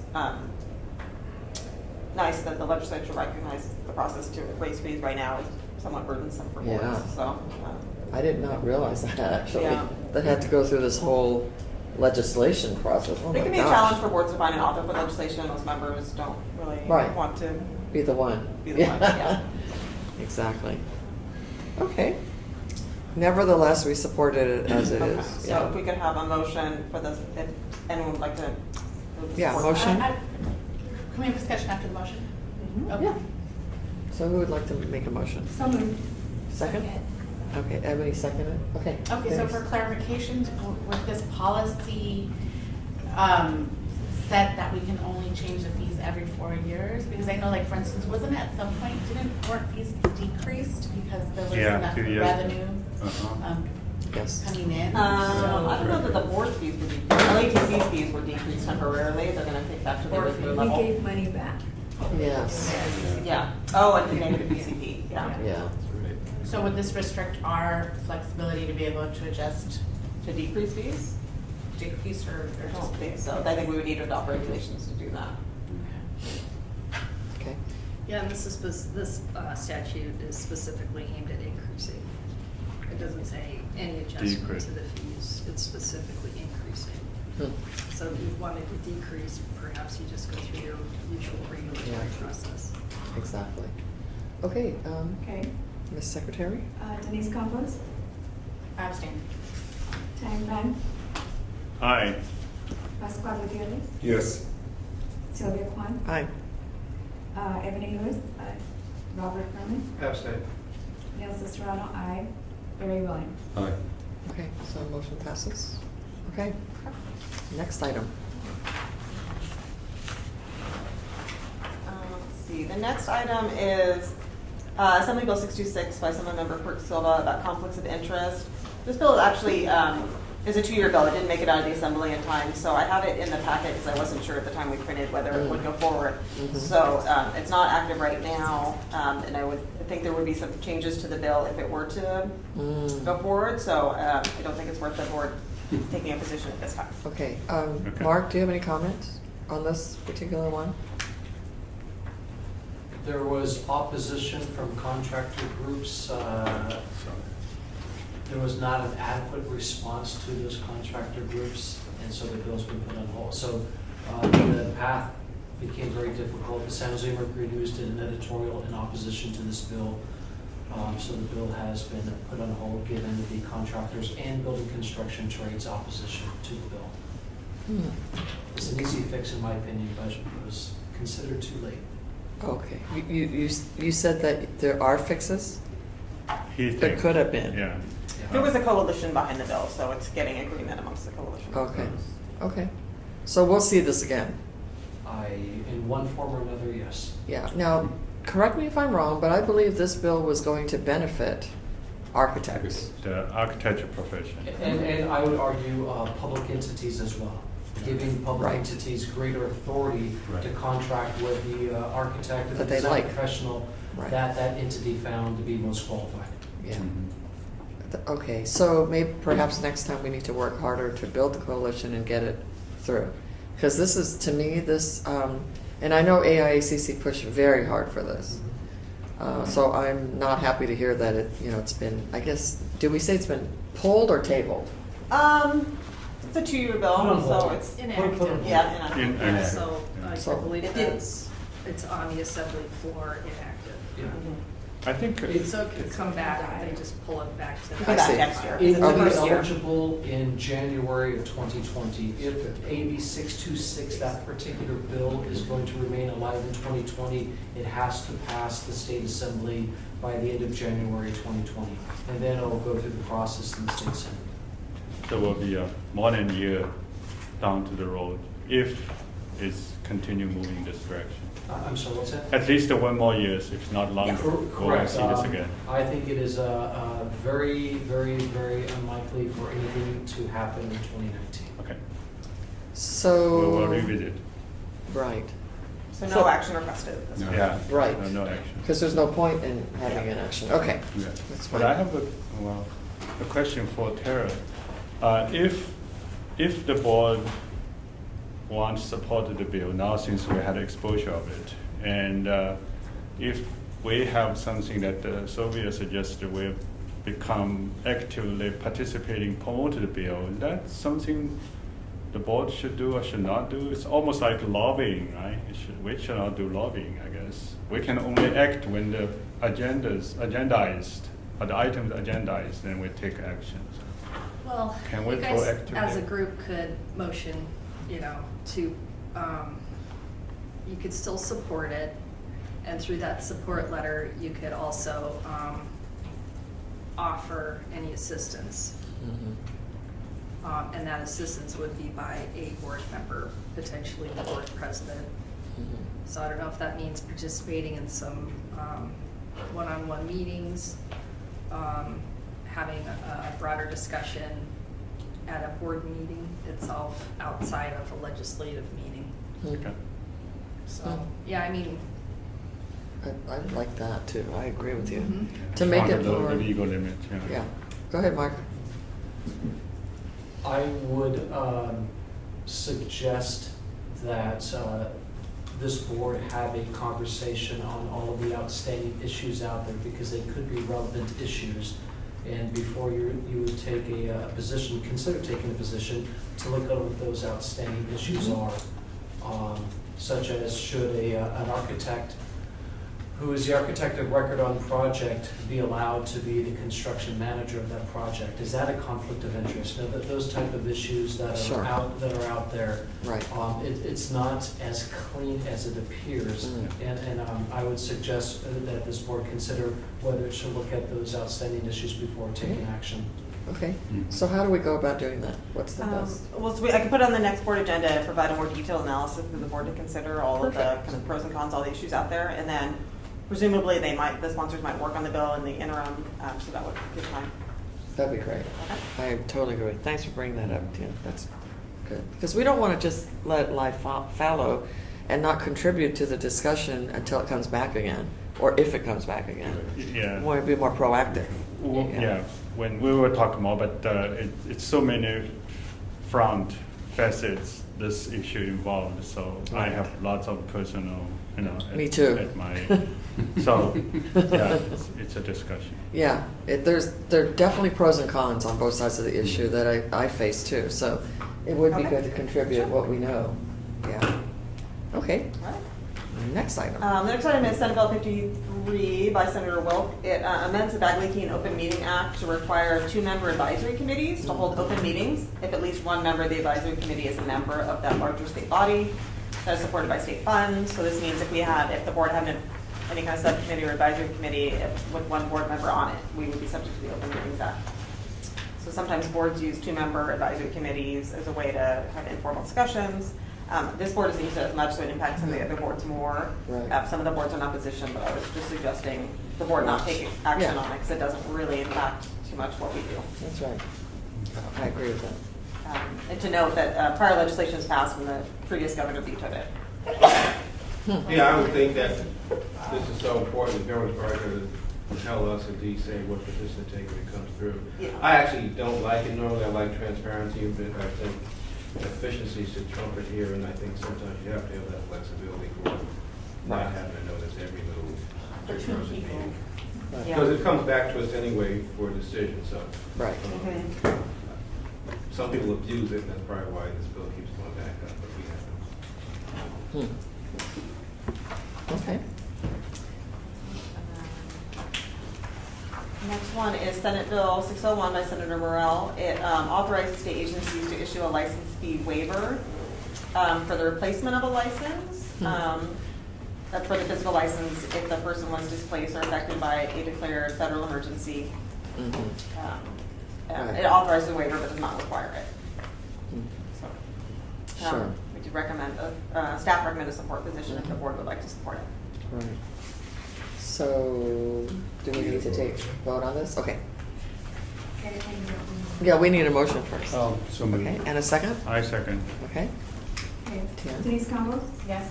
Tia Fine? Aye. Pascual Gutierrez? Yes. Sylvia Kwan? Aye. Ebony Lewis? Aye. Robert Herman? Aye. Mrs. Rana, aye. Barry Williams? Aye. Okay. Passes, thank you. Okay. The last one is our Sunset Bill, SB 608 by Senator Glazer. So it has the changes that I mentioned before, with some additional amendments coming to kind of clarify how the fingerprinting requirement would work, and also to allow us to put the requirements into the bill itself rather than adopt regulations to implement the fingerprinting requirement. So the board did send a support letter as well, but also like the board to vote in support today. Okay. Let's get a motion. Fingerprinting? So. Okay. Second. Okay. Okay, Very moved and good. seconded by Barry. Okay, Denise Campbell? Yes. Tian Fan? Aye. Pascual Gutierrez? Yes. Sylvia Kwan? Aye. Ebony Lewis? Aye. Robert? Mrs. Serrano? Very. Aye. Okay, motion passes. Thank you. It's the end of that item. Okay. All right, so where are we? And, Do we need a little break? That'd be good. Okay, let's take a 5-minute break. Vote on it. restrooms are If you down below. go back right where the bicycle is, turn right and then So Vicki, will you present to us item L? Sure. Executive So Committee. this item came to the board at the last meeting, at the February board meeting, and there were recommended edits made by the executive committee when they reviewed the board member administrative manual. And at the time the board reviewed it, you asked for clarification for the section under out-of-state travel, which was on Right. page 9 of the manual. Yes, I asked. for And that. there was a sentence that said the board is prohibited from requiring any of its employees, officers, or members to travel to a state that after June 26, 2015 has enacted a law that was blanky, blanky, blank. And so I think it was you, Sylvia, that asked for some clarification on that. So Right. we worked with our legal counsel, Tara Welch, and she offered a suggested change to the manual. And it's highlighted on the agenda cover sheet to say the board is prohibited from requiring or approving a travel request for any of its employees, officers, or members to travel to a state that X, Y, and Z. So we thought that that suggested change to the manual might address and clarify that section for you. So what's before you are the tracked amendments to the manual that were recommended by the executive committee for the board's review and approval. Okay, questions and comments? Does that satisfy you, Tian? Oh, Perry, you want to say something first? Yeah, I just want to clarify that although, okay, so this language tracks the statute. So all, the prohibition is from requiring you guys to travel to a banned state or approving a travel request. So that kind of sounds like there's some wiggle room that you could just travel on your own. But I just want you to take heed of the intent language of the statute, which says that California must take action to avoid supporting or financing discrimination against lesbian, gay, bisexual, and transgender people. With that intent language, they're saying we don't want you to go there. That being present is a form of support. Right. Almost, yeah. You're, whatever money is going for the hotel, you may not be, we're asking Yeah, yeah. the board to pay for it. Okay. But that money is being spent on your travel to that state. Now the abortion issues, right? Oh. I mean, that, Now we have to add more Yeah. stuff. that's more horrible. Yeah. I'm okay with it. Good revision. Pascal, anything? No, I Oh. think it's good to go. Okay. So note that that's not the only section that was amended or recommended edits to it, all the other track changes. Right. They're the same that were presented to the board back in February. Okay. We Sure. just clarified that That one one- sentence a little one bit, sentence. yeah. So Okay. with that, do we need to approve the whole thing Yes, as Okay, yes. I make a amended? motion. If the board is okay with all the recommended edits made by the executive committee, then you can Okay. vote to approve it. I make a motion to approve Okay. the edits Second. by staff. Okay, and seconded by Pascal. Oh, wait, discussion, yeah. A question on page 23, appendix D of the committee policy. I just noticed in the chairmanship, I hadn't seen this before, but it says, the executive committee shall be comprised of the current board president, vice president, secretary, and the immediate past board president. So does that mean you're reaching out to Matt from the dead to be on the committee? Or what? It seems like if he's not on the board anymore, how can that be legal that he can be on the executive committee? That seems kind of odd to me. I just noticed that. We reached further back, and Pascal is on the committee now in place of Matt. Double past president. Yeah. Okay. But perhaps next time we amend the manual, we should. Well, I thought, why don't we do it now? Yeah. I mean, so I know how a lot of committees, the past president is still there, so it Right. probably makes sense, but Right. now that I realize. So good idea. Matt, we should be careful about that. So So what how did did- you change it? You just on your own said that since he once was the past president, he counts, because he's not immediate. Yeah, that was my suggestion to Sylvia, and she appointed him to the committee. Yeah, she said he was the president. So how would we change it to, do we just get the word immediate out? And just say a past I would say president? past president. Okay. you know, A available. past president or officer, maybe, to give more flexibility. Yeah. Well, we already have or a past officer. you mean? Yeah. You know, That's a if good there's idea. a past president available. Yeah, That's, anything like that is fine to be sure. okay. Okay. Can we make that change on the fly, I suppose, even though it's not in the. Yeah, can we read the sentence? Yeah. So that we're all clear on what this would look like? Yeah. So we You see talking where the about, sentence is? Oh, it's Yeah, page under 23? chairmanships. Yeah, so it's Yeah. that last Yeah. paragraph, third line down, starting with the executive committee.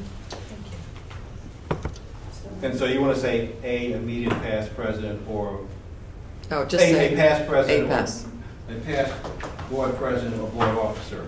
right, Or just board and, officer? right. past president, yeah, so strike out and the immediate, so, or just say and past, board president or officer. Yeah. Way back. Yeah. Or anybody else you can. You got that, Tara? Vicki, is that? And I Vicky? think I have it, so I'll say, the executive committee shall be comprised of the current board president, vice president, secretary, and past board president or officer. Right. You got it. Okay, do I need to amend my Amend, motion? yeah. No? Yes? Yes. So amend the motion as per revision? Okay. Second. Okay. All right. Yelza? Okay. Denise Campos, Yes. Tian, I, Pascual, Yes. Sylvia, Yes. Ebony. Yes. Robert, Aye. Nilsa, I, Barry. Aye. Okay, motion passes. Great. We got something done, yay. Okay, so that was item L, and then the next item, item N, is Laura presenting stuff on NCARB, all the things that are gonna go on. Okay, so agenda item M, NCARB's annual business meeting starts June 20th in Washington DC. It's the 100th anniversary of NCARB, so they have a full, exciting agenda planned. The agenda is in the packet following the cover item. And then for item M2, the board needs to submit a letter of credentials for the annual business meeting as to who is going to be authorized to vote on behalf of the board on any items up for vote at the meeting. So I had to submit a draft of the letter by the beginning of this month, but the NCARB requires the board to officially vote to support or approve the letter, so I need a motion on that item. Do we have the letter on the packet? Yes. It is. M2. Okay, gotcha. Oh, yeah, there it is. I move that we support the letter. Okay, second? I'll second. Okay. Yeah. Yeah. I don't think that. Yeah, no rush, but anybody want Do you want to to discuss hear- anything or questions about this? So you are, yeah, so you wouldn't submit it until it got approved today, or? I submitted a draft, but they knew it was a Okay. draft, with the Okay. understanding that we vote today. Right. So it just specifies that Sylvia would be the official delegate and that Tiana would be the alternate delegate if she's Right. unable to Mhm. vote. Right, and I would be voting for the state of California, which is important. Yeah. Right. We don't expect a lot of controversial issues, but, Right, they don't have any resolutions on this agenda. Right. which is no very resolution, unusual. yeah. yeah. Yes. Laura, I have issue not pertaining to attendance, but that relates to the NCOB's policy. So for all these visits with liaison universities, UC Berkeley and other schools, so UC Berkeley has voiced several times that they understand the iPower programs, but they cannot be part of it, so as Cal Poly cannot be part of it. However, the chair felt that there seems there's a impact to the students if the students feel that they like have that opportunity to take exam early like IPA students, but the school is not enrolling this program, so as a students, they got no option. Is that some kind of disadvantages to students of the university who are not in a part of IPA program? So I thought it seems on the surface a very simple answer, because you are not in the program, therefore your students cannot entitle this benefit. But since our board as a state agency, we are endorsed that program, right? And NCARB, in theory, is funded by a bunch of public state funds. And are we okay? Our position, do we need to do something, or we need to say something from the board that has a standard answer if we have a question like this? And Margaret almost had similar concerns, but she have not spelled out as clear as UC Berkeley with regard to their students' desire if they can start taking exam early, and the school has no IPA program. So again, that has been really in my mind for many months. If the board did not have an official position to support that program, then we don't have any obligation, I feel. But since we have such a clear position, we supported the program, and do we have an answer for these students? If we have an answer, it would be nice, a standard answer from the board. If the students or the faculty has the concern, we say, oh, here's the reasons behind. Sorry, I understand you cannot, take advantage of it, and Well, I think the only thing we can say at this point is whatever the reason the board had for supporting it. I don't know what the discussion was at the time, but presumably it was a way to maybe decrease the amount of time for people to get licensed, to make the process faster. It's only one option to go through the process, so it's not the only way to get licensure, so we're not cutting off those students. They just don't have the option, that ability to go for that path. I don't know if the board has the ability to try to streamline the process for students that aren't in the IPAL program, because NCARB has some control over the process for when they're going to allow people to take their exam. So I like here the federal board member, what are you consider more proper answers? The students and faculties feel very good answers. Well, I can try starting. Yeah. The way I look at it is because the program is so new, these students who chose to go to schools that aren't in the IPAL program are caught. They're caught in a situation where they didn't get to choose a school that did begin, right? So they're just caught, and these students they're just out of luck. Like any other new program. If you're caught in the middle, you just are, that's the way you are. It's sort of like being under construction, and the whole time you're under construction at Cal Poly is a brand new building that the 4 years from now or 3 years from now students get to be in this beautiful building, but you're never going to be in it because you just are in the wrong time, wrong place. But in the future, any student from this point forward can choose a program that will be in the IPAL program if they want. If that is so important to them, that becomes a criteria for their selection of a school. And that's sort of. That's answers one aspect of yeah. Okay. To me, it's kind of the same way, because some students or some people can choose not to go to school at all, and the career only path. And then there's different types of schools that are the NAB accredited. There's the IPAL, so there's a lot of selection that they have. I agree with Sylvia. It's kind of one of those things because it's just starting now, and it seems like the private schools jumped on it quickly. Right, because they can. Because they can. They can do that. I think Cal Poly's position is kind of a wait and see how it goes. We also have a problem because we're remote. We don't have a large number of firms who put people in here locally, so we're looking at that. But I think it will happen. But I would say it would be a little premature to try to get something going through NCARB right now, saying we support it. I think that's very, very good answer for one part, which is timing. You just hit the wrong timing. But how about the principle that by endorsing that plan, the program that the states recognize the urgency or the need, have more architects quickly come into pipeline. That was really the essence of we vote on supporting it. So the students, well, here we go, I subject myself to your mission, I want to be architect, so the more architects come into pipe. So, because I am in the wrong school, so not the wrong school, in school I cannot do that. So I think that part can be articulated, the answer for that part can be articulated well if someone like you and you has a talent. I think it's good for us to think back as to why the IPAL program was even conceived. And it was brought about by the attention to the fact that most candidates were taking 12 to 15 years to get licensed. And the IPAL program was a mechanism that could shorten that timeline or encourage the shortening of that timeline by preparation for the exam, if that's one aspect of it.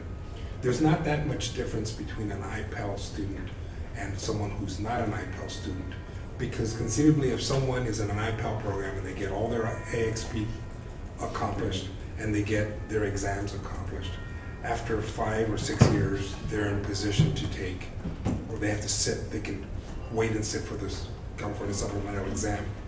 Someone who is not in the IPAL program can take the exam upon graduation, start taking the exams upon graduation, or sooner if they have the experience eligibility, and be in that same timeline.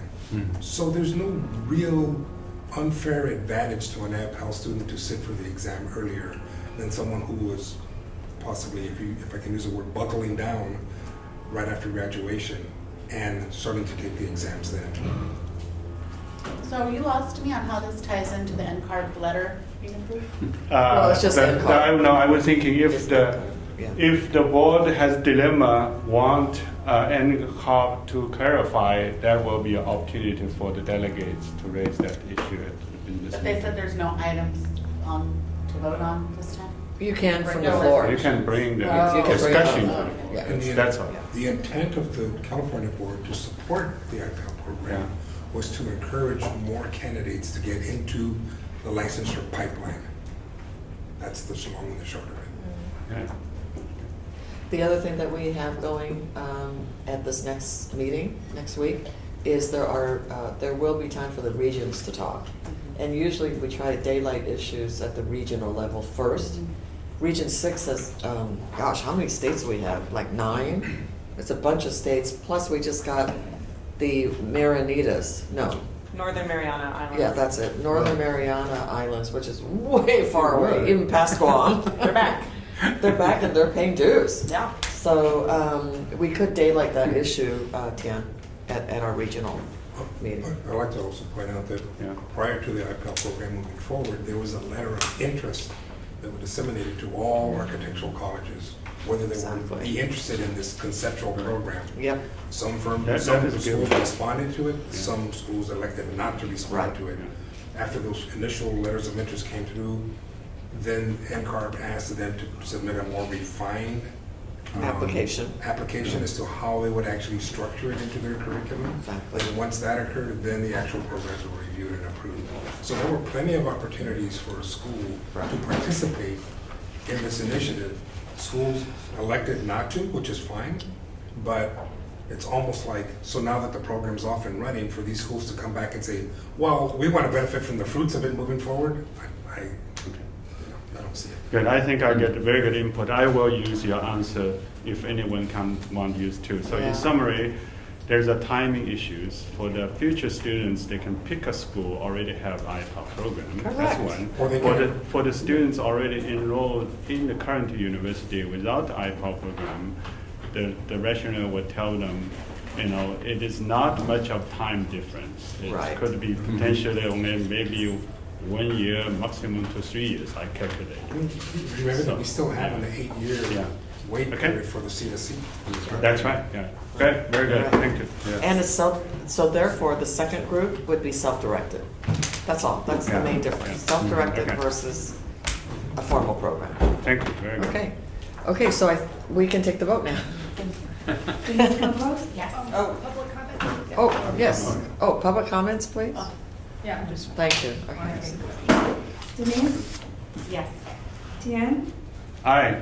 Pascal? Yes. Sylvia? Yes. Ebony? Yes. Robert? Aye. Nielsen? Aye. Barry? Aye. Okay, thank you. So that motion passes. Pardon me, did you get the motion and second on Uh, Albert, Pierman, and Barry. If it was the credentials letter, right? Remember that? I'm trying to keep up. I spaced out for a minute. It has something to do with NCARB. That's why Tara let us keep talking.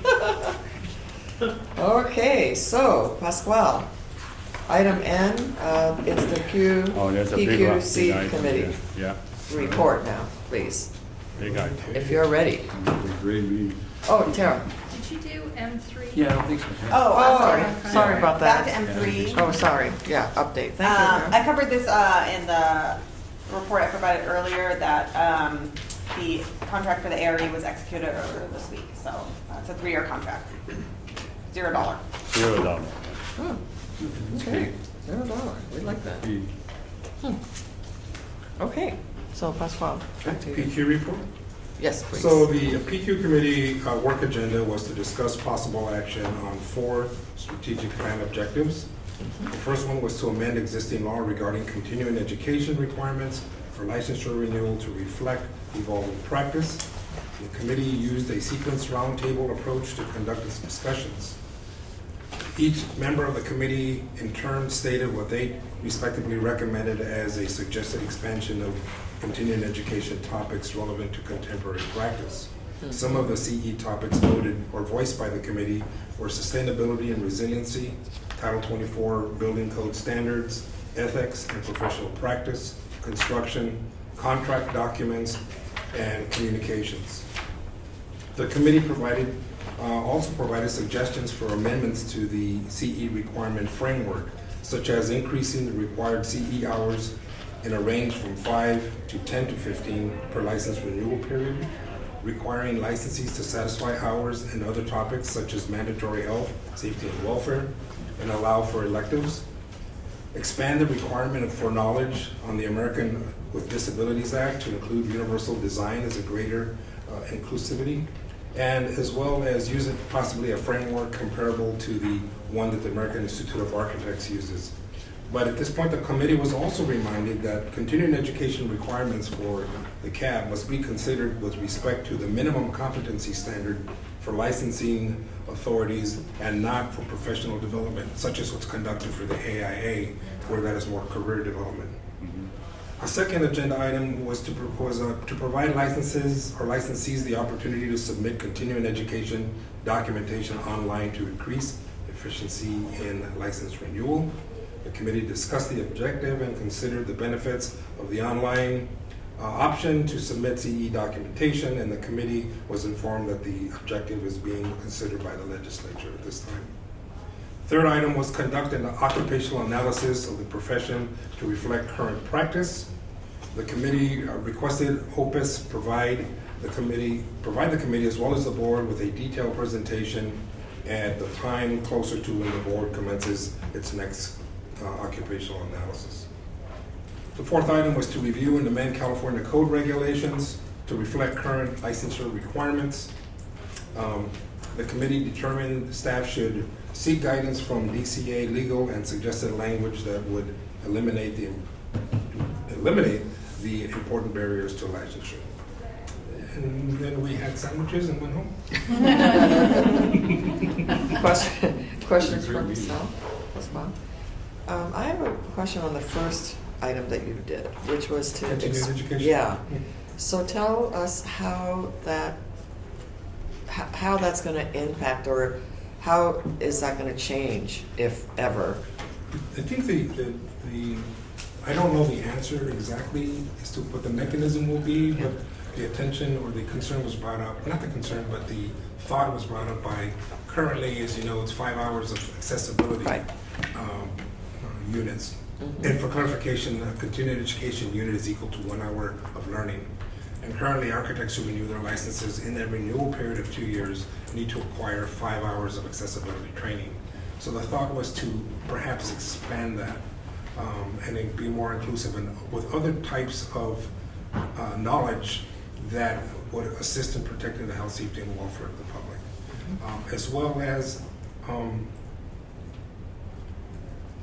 accessibility laws, for the most part, remain as they are and have for many years, and somehow, unfortunately, seems to be one of our largest areas of enforcement with regards to false reporting.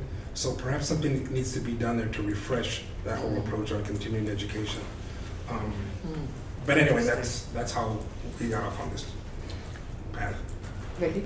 I was just going to clarify that also the committee started the discussion of this objective, and then eventually they'll come up with a recommendation that will come to the board as a result of that objective being assigned to the committee. So it was just the preliminary discussions that were started. Staff are also researching what other states require along the line, and we'll bring that back to the committee at a future meeting once that data has been collected. Right. Just a quick comment. So for example, I know New York has multiple subjects. It's all required, for example. Then answer your question. Your question was, we will think about few potential options. One is increase the requirement, or another is have few more than one critical aspects of continuing education, but candidate maybe choose one of which most critical relevant to his or her line of practice.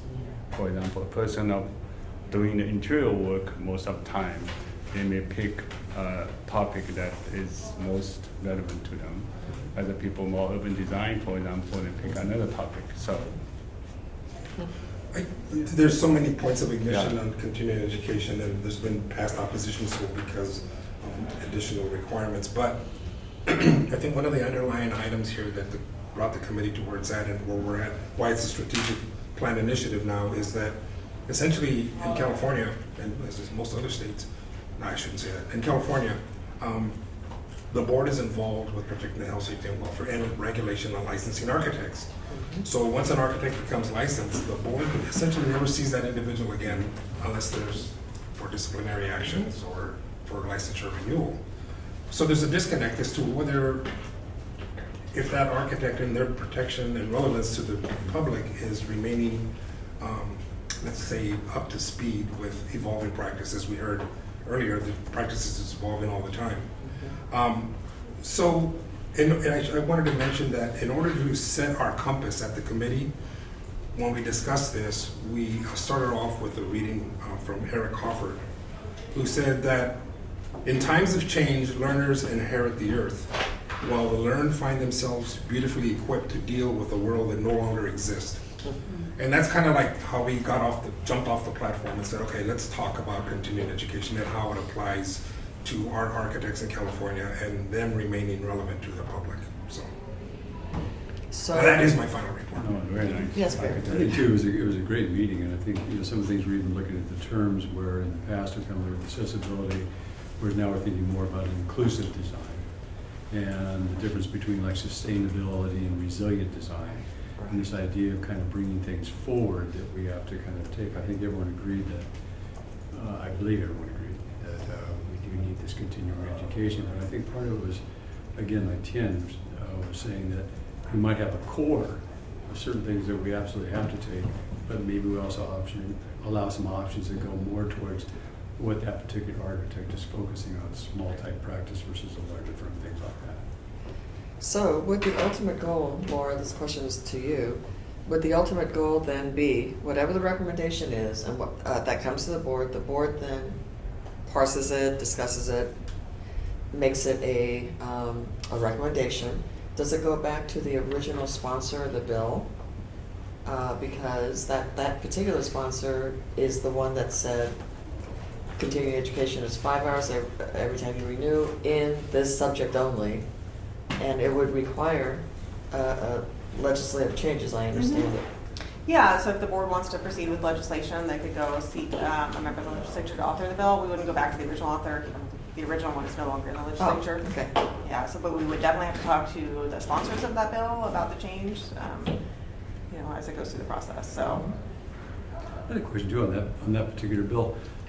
Is that a never-ending timeline, or was there a timeline on that? That's a good question. Certain period of There's time? there's no sunset date on it, so it Okay. continues Oh, forever. I thought it was, okay, I misunderstood. So there was a thought, sunset yeah. on the audit requirement, how we did that, but Right, the 4 requirement years. itself for the 5 hours never expires. Oh, Okay. okay. So it's gonna take some proactive action on the part of our board in order to really sort of propose modified legislation, it sounds like. So if the committee comes forward with a recommendation to the board and the board wants to go forward with that, then I think the board needs to have a bigger discussion about the pros and cons of that, what that would entail.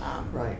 Whatever the recommendation is, we need to look at all the aspects of it and what, who proponents would be, who our opponents would be, we have to work with the parties. Right.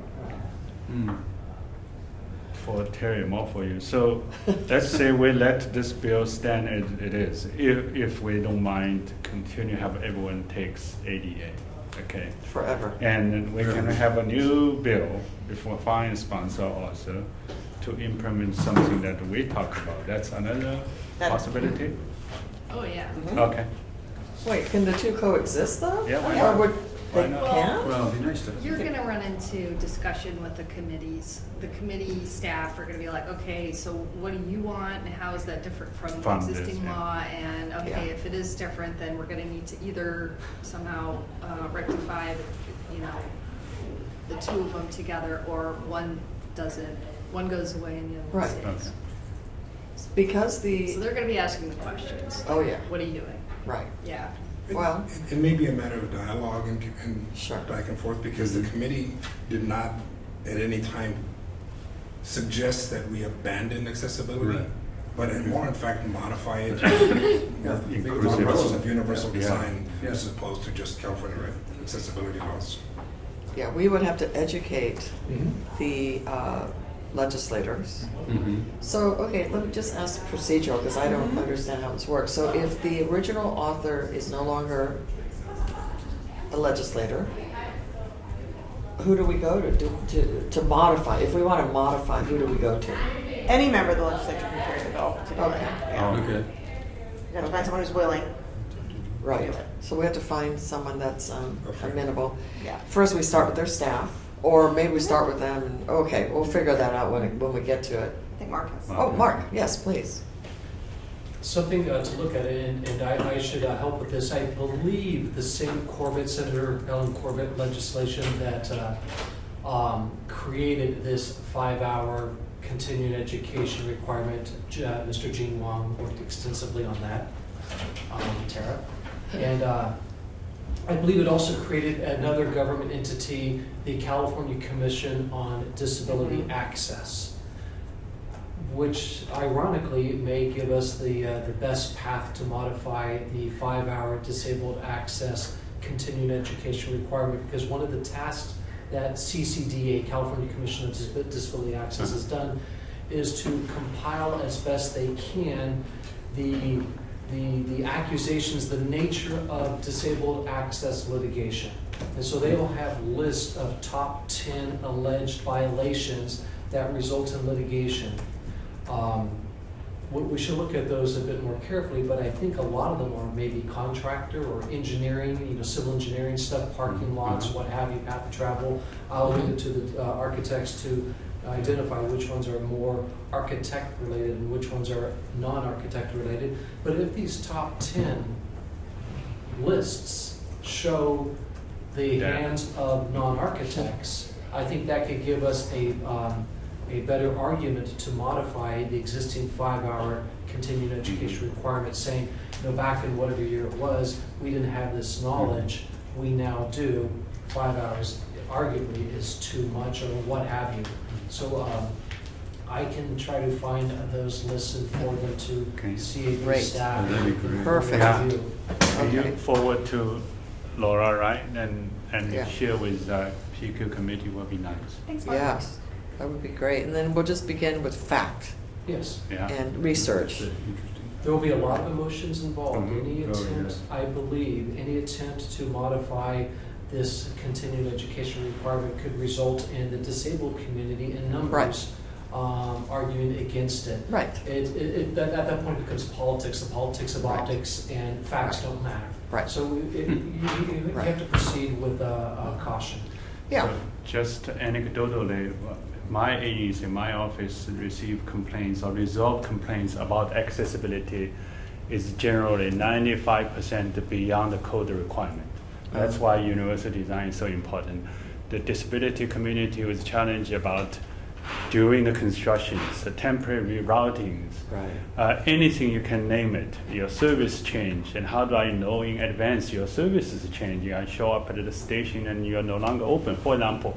So all these things, and even for the code requirement, the one group challenge another. For example, we're creating tactile paths, right, for blind.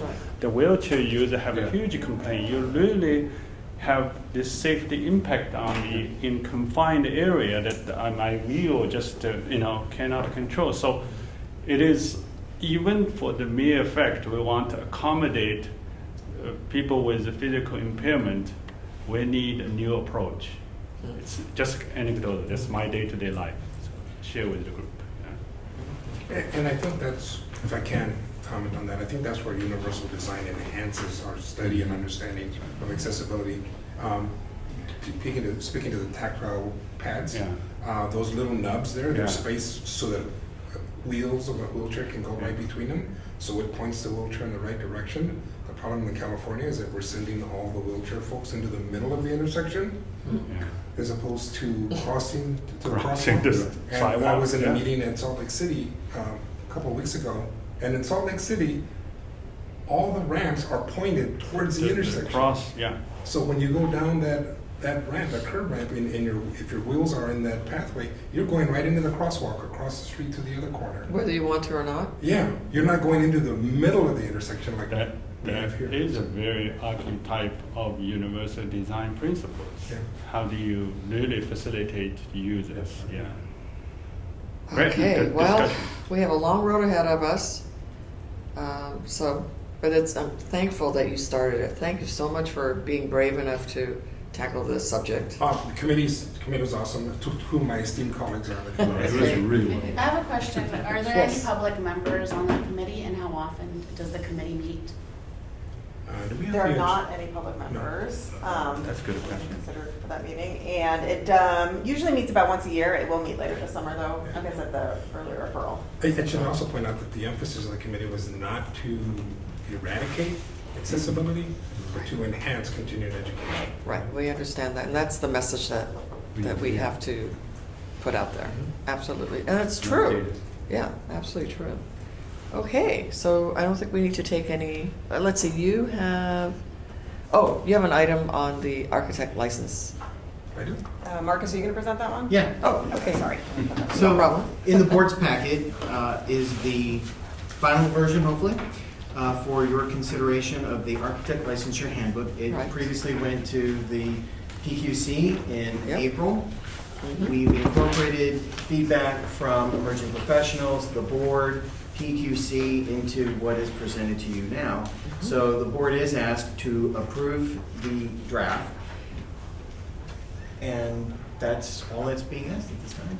So when we approve the draft, it becomes final. Last time we did updates the language, right? Yes. Right, in December, it was updated. Sylvia, I think also at the prior meeting, there was discussion over the graphic. And I think they fine-tuned that a little bit so that it wouldn't look like it took, I think it was the IPAL students longer to complete the exams. And that's at the back page, so staff worked on that. Right. Let's see here. Now, this is meant to be a living document, so it can be revised as often as the board would like to revise it. Because it's on the website? It'll be on the website, and it will be a PDF with links. So it's not something that we would be locked into. Do we know how often it's downloaded or viewed?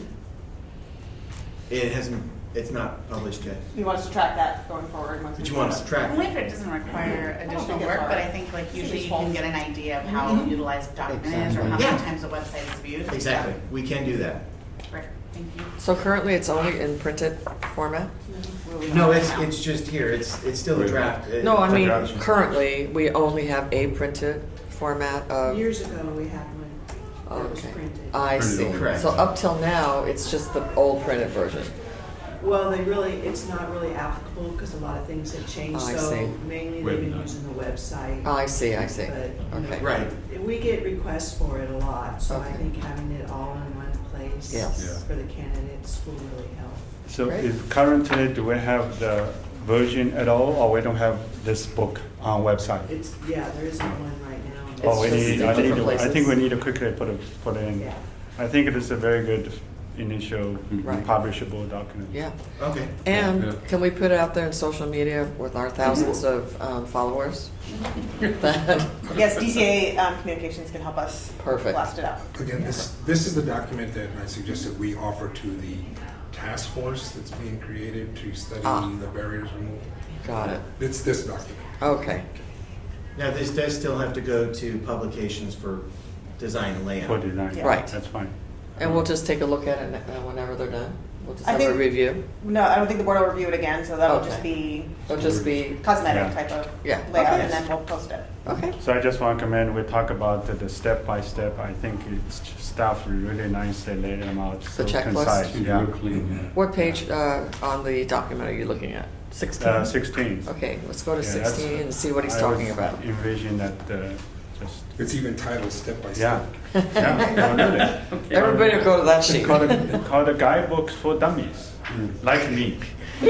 Like me, yeah. And it will actually look like a checklist. It'll have check boxes. Oh, It'll yeah. be something that a candidate could print out, keep with them if that's what they choose to do. And hopefully they just don't go to that page and not. I know. And ignore everything else. That's me. That's me too. Expediency. I would want to move that one to the top.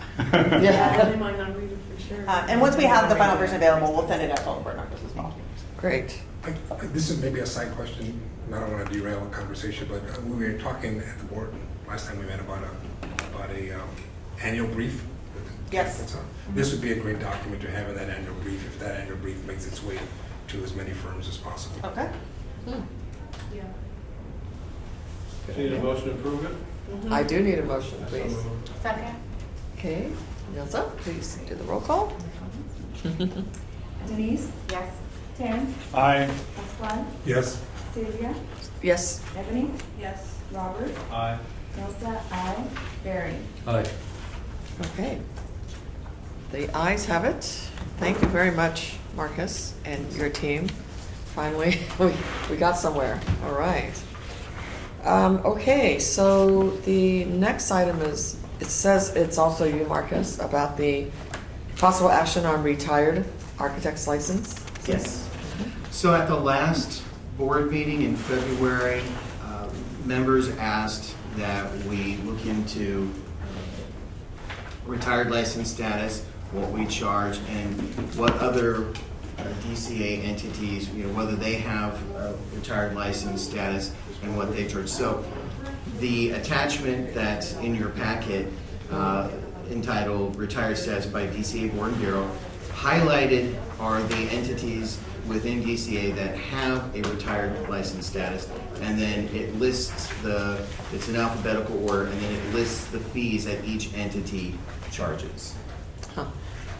The regulation, as I've read it, implies that the fee can be set there's flexibility in setting the fee. Yeah, so I still need to run that through legal for the final, but as it's looking in the initial analysis. who is that, the $300, the printed version cut off the agency. So the $300 must be from doctor or something, they have lots of money, huh? Or lawyers. Lawyers. Oh. Or architects. No, not architects. It says architects. No, I've got architects here. It is Really? architects, Yeah, yeah. Here's sorry. architects, next one down. Yeah, it's architects. It's us. It's us. It is That's us. us? It's the board. Something's wrong, maybe How we did we should. get there? Well, I have a question. Is that this is for someone who wants to retire their license but has a potential to reenact it, that data fees, et cetera, is that correct? I mean, Correct. if I just wanted to retire and say I'm done, I don't have to pay anything, do I? Correct. Yeah. You don't, What? you just don't renew I it. just don't renew it. Right, you don't renew, you don't have to. Yeah, I don't renew pay, it and I'm done, yeah. Right. Correct, but Yeah. calling yourself a retired architect, that's protected. Yeah. That's Right. why, that's why you would pay the fee and Just then no you get a longer use the retired term license. architect whatsoever, I'm done, and that's, yeah. Correct. Okay, gotcha. But if you wanted to say, I'm retired, I used to be an architect, Yeah. It still costs you $300. Yeah, how can no, I? you could say that, you just How couldn't come call architect yourself, you fits could in not there? use the term retired architect. You can't say, I'm a retired architect. You Okay. can't? Yeah. As it's currently stated right now, you wouldn't be able to unless you purchased the retired license. And that's just basically because if you don't have a license, you can't use a woodworker. Yeah, I think it's trying Correct. to enforce that. Protect the title. If Protect the it's title. not retired, it would be a non-practicing architect, right? Right. Non-licensed. Oh, I see. Well, I mean, you are. Well- or you're not. Yeah. Yeah, but there must be a process, I'm sure that. Okay. Okay, so, I see this as an opportunity Yeah. for action Yes. on this item. I agree with you. Okay, do you have a suggestion? Yeah, I would move that there shouldn't be a charge to be able to say that you're a retired architect. Yeah. Well, I have a question to that. What happens, you have to know what staff has to do before we make that decision. Is there a cost associated with that? And if there is, what does that look like? And what does it cost us before we say there's no fee? Okay, so an individual seeking to retire their license completes retired license application that's sent to the board with the $300 fee. It's processed similarly to a regular license.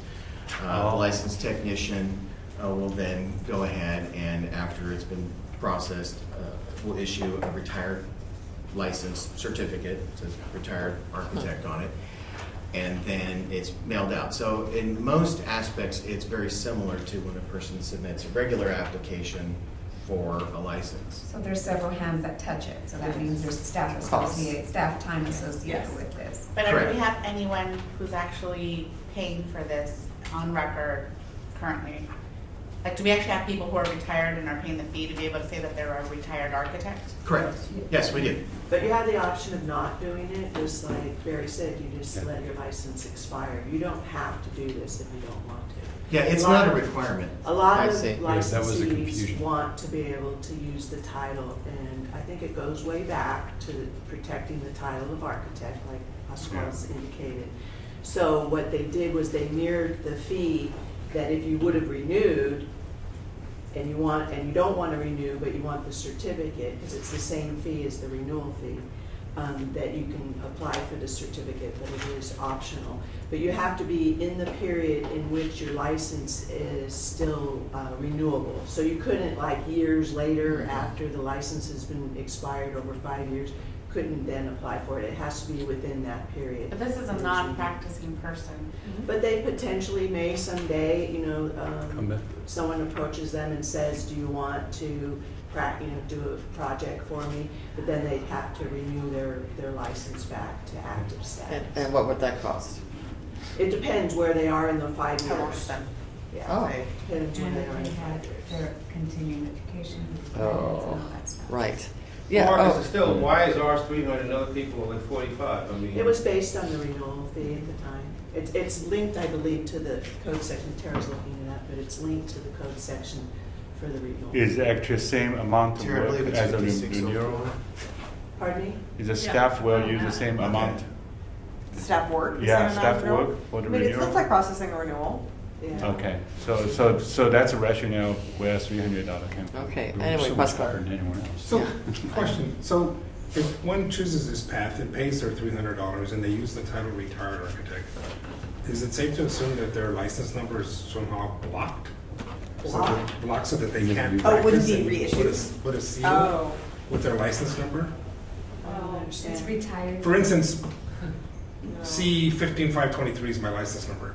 So if I happen to elect to be a retired architect, I pay my $300, I can tell everybody I'm a retired architect. That way I get on these boards, Right. these various organizations. But if I try to practice and use my stamp with my license number, it won't work. It won't compute. Right, so like on our license lookup feature on our website, it would say you're retired. So, and I think there's a note on there that they could click on and it says that the person shouldn't be practicing. Okay, so then, because I'm paying that $300 and my license number is blocked, if I choose to somehow like come out of the woodwork and start doing somebody's favor and do Which their happens, building or which something, happens. can I flip that switch and turn and activate my Yes, you license would number? apply back and pay the renewal. It depends when you are in the 5 years. But if I've been paying my $300. You only pay that One time. retired fee One one time. time. Oh, Oh, once. see, One one- time. You only pay it Processing one fee. time to get the That's certificate. okay. And then Okay, you're that's gonna okay. retire. So if it goes Yeah. beyond 5 years, then you're kind of like have to take the exam again. Well, you'd get credit for what Yeah, you're not paying you for the passed entire year. previously. You're only paying Yeah. one. Okay, Barry, you're Well, trying to no, say the something. question, I guess Take I the wasn't CSE quite sure again. what the 5 years were. Let's say all of a sudden 6 years out, you want to come back, you've done all your things. What happens then? Then you're applying for original certificate. Yeah, go get your AXP. Well, no, let me You gotta take the clarify. exams and all that again? Let Marcus walk you through it. Yeah, let me Okay, clarify. okay. So after the license becomes canceled, which is what happens after the 5th year, an individual that wants to, they would complete a relicensure application. Their exams, their written exams would be credited. They would have to take the CSE again. So there would be the CSE fee that would have to be paid. There's, within the 5 years, you have to pay accrued fees. So in a situation where it's less than 5 years and you change your mind, say a couple of years into being retired, you would just pay whatever the accrued fees are. So if you had 2 licenses or 2 periods, then you're paying a double fee to come back on? Correct. You're just catching up with the fees. And people do this. Yes, actually. Surprisingly, That's why the failure rate spiked.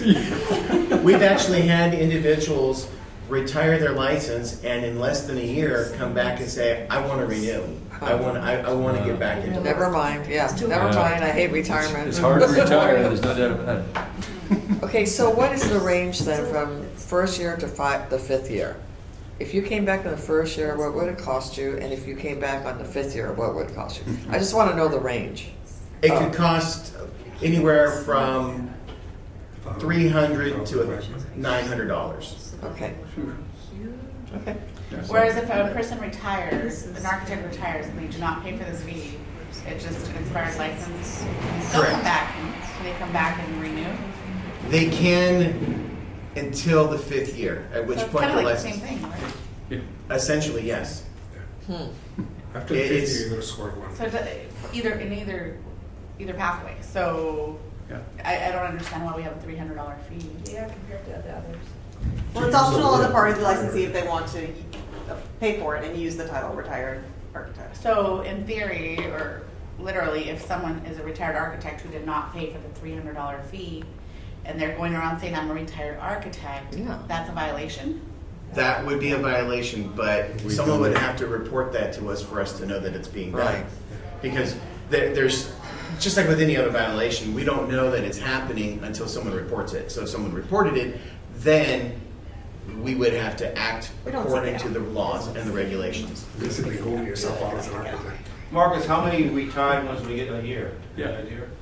Off the top of my head, I don't know. I believe we have about That's- 12 to 1,500 currently that are in Retired. that status, that are in a retired status, but I don't know 1,500? how many per year off the top of my Thought it was head. maybe I about Twelve to 40. 1,500 are paid $300, is what you're saying?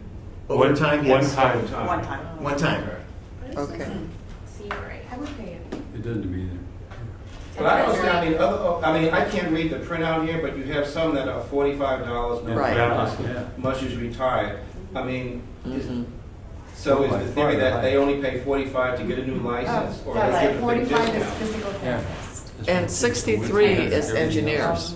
Correct. And some of them have Oh, no, zero fees. pharmacy. 25, 25, Oh, 300. Yeah, you should. Because the logic is that it's the cost of getting the license in the first place. That's our. It's only $45 to get these other licenses.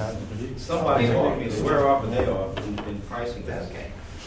Well, respiratory care has $0 to be able to say you're retired. Yeah. Yes, Are we allowed to change this? I think we are. Yeah. So certainly the board could decide to change this, and Yeah. I think we would need a regulatory change maybe. if it's tied. I We guess have to something like- research exactly Yeah. what would need to be changed. I think staff would need to do some research, and then also just to consider, we need to look at how many we receive, how much revenue we receive from that, and then if you take that away, then where we make the adjustment somewhere else, because it's just, Okay. And how much staff time is Yeah. being spent, because Yeah. we need to account for that. Right. So can I move for staff to research the feasibility of removing the fee for architects to be able to say that they're retired? Or lower. Or lower. We said we did, yeah, we do. do you want staff to give maybe a couple options at like 0 fee, and then kind of, Yeah, there's some Well, zeros. reduced could including zero, right? I'm trying to, So, yeah. Reduced Tara. for nothing. Petition. Yes. So the cap right now for renewal is 300. The what? The cap. Cap. They can't. So we're at the- Renewal? For all DCA? No, for architects, in particular in your regulation. Okay. So I think you need to check and see what 300 looks like, what, some portion of that looks like. Yeah. Because under the Business and Professions Code, the statute says that you can't charge more than what you would for the limited term renewal. License, yeah. So you're gonna have to look at perhaps 150, which would be half of 300. Right. And then look at 0. yeah. Okay.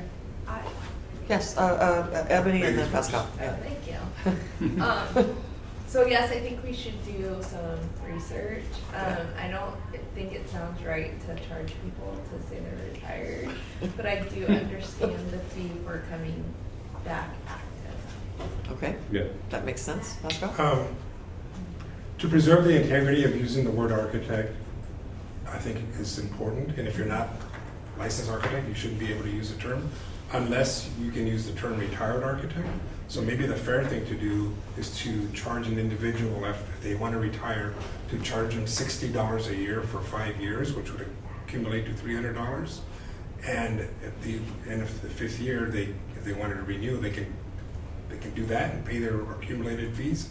Or if they go beyond 5 years and they fall into the category, but they can only use that title for 5 years, that's $60 a year. That keeps it at $300.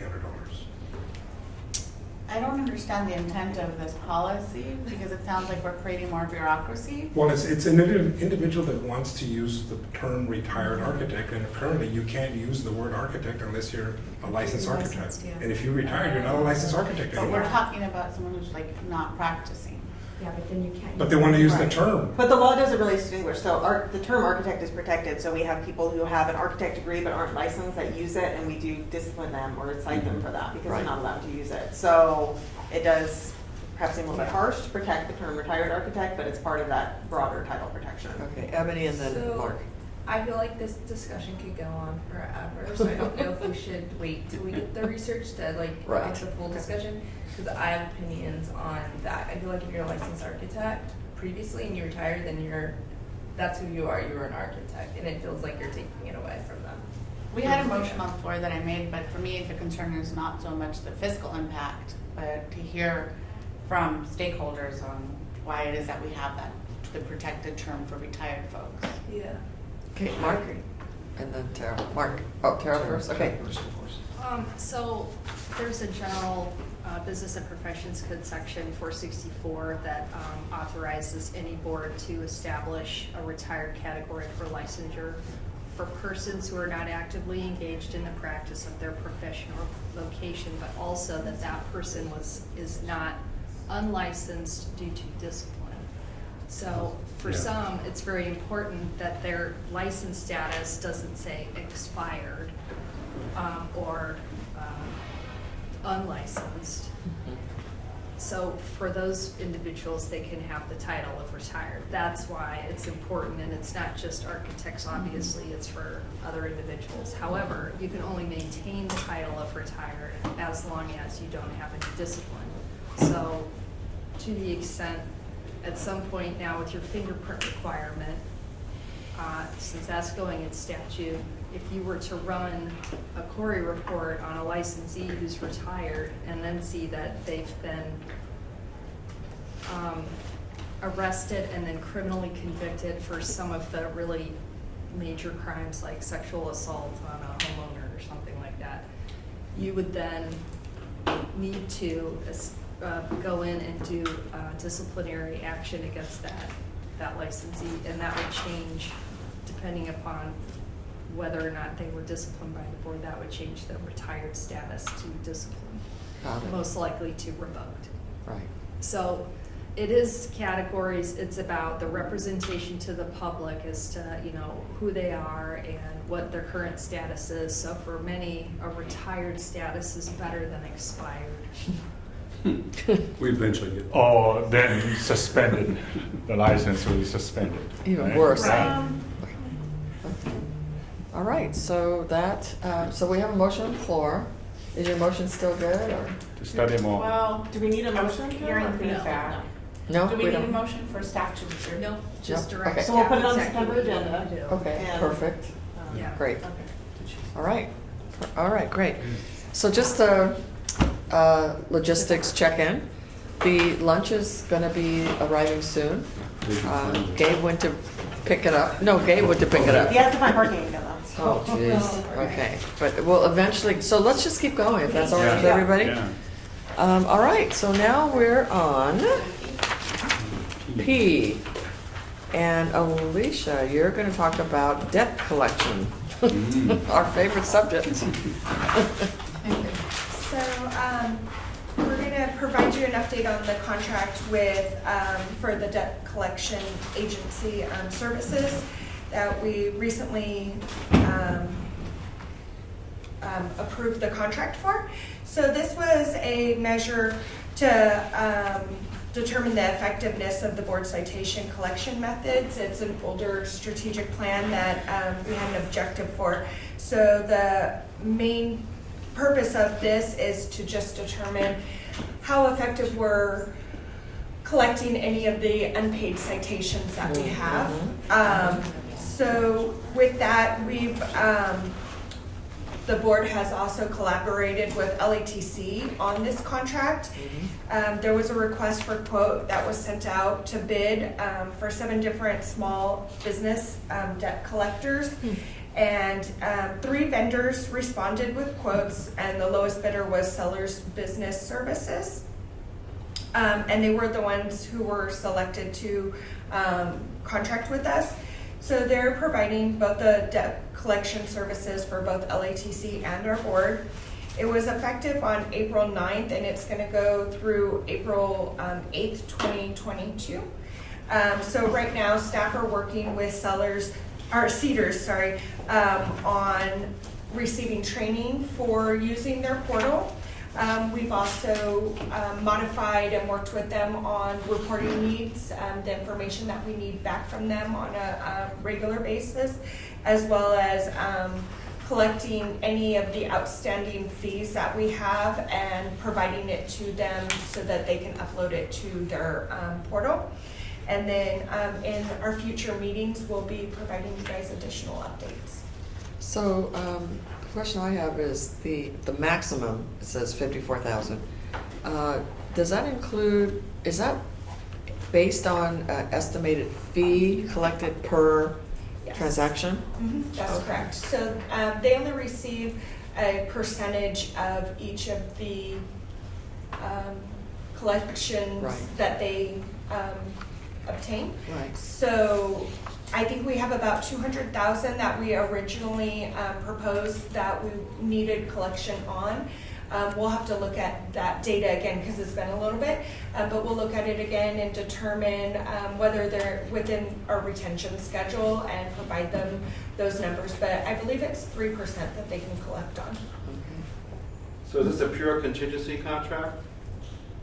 We don't pay any expenses unless they collect? Huh? Correct.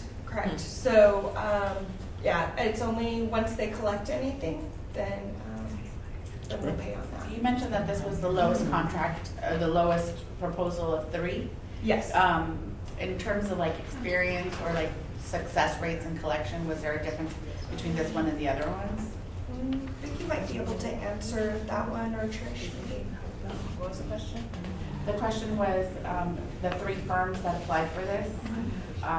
This one was the lowest cost, but do we know the success rates in actually collecting, like a percent that they have a track record or I don't believe experience that was, levels? I don't believe that was provided. I'm sorry, I missed Do we the know question. what the success rate of the three collection agencies? No, I don't believe we do.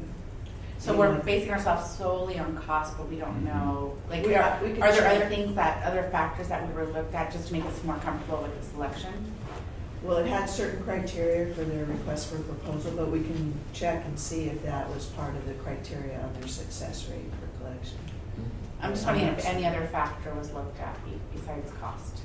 It really is just lowest cost. Yeah. Is the requirement. So it's not pre-qualified or Yeah, anything but like that. if But it the would be to their service you can. advantage to collect, because then they don't get paid. Yeah. Yeah. Yeah, because they're not earning anything until they actually collect any funds. Interesting. Yeah, but she's saying, why waste our time if someone sucks at it, you know? Only here 2 years, and they've collected nothing, and paid them nothing. I believe we also have a clause to cancel it. Oh. It's not, you know, if it's not meeting our expectations, yeah. Yeah. But you're comfortable that the RP asked for experience and referrals and showed you in the business and what you were doing in some fashion? What was within our limits, we did what was within our limits, and we modeled it after other boards that have done similar. So they do have experience working with other boards? No, the contract, the request for proposal, the components of it modeled other proposals prepared by the department. But I don't believe this vendor has worked for our department before. But I think we guess have the a question different is vendor. the qualification a part of RFP? Or not mentioned at all? She said it was Just the- solely cost. Yeah, just the I cost believe it was based. lowest. Oh, that, California. yeah, no. Unbelievable. So, and if we approve this today, and when can we, is there a timeline for this contract? Yeah, 22. April of 2022. Yeah. So it's it's at will though, right? It's an at will contract, so. Staff needs to provide the vendor, like Alicia was mentioning, information. They've given us a spreadsheet of the information that they want on all the debts.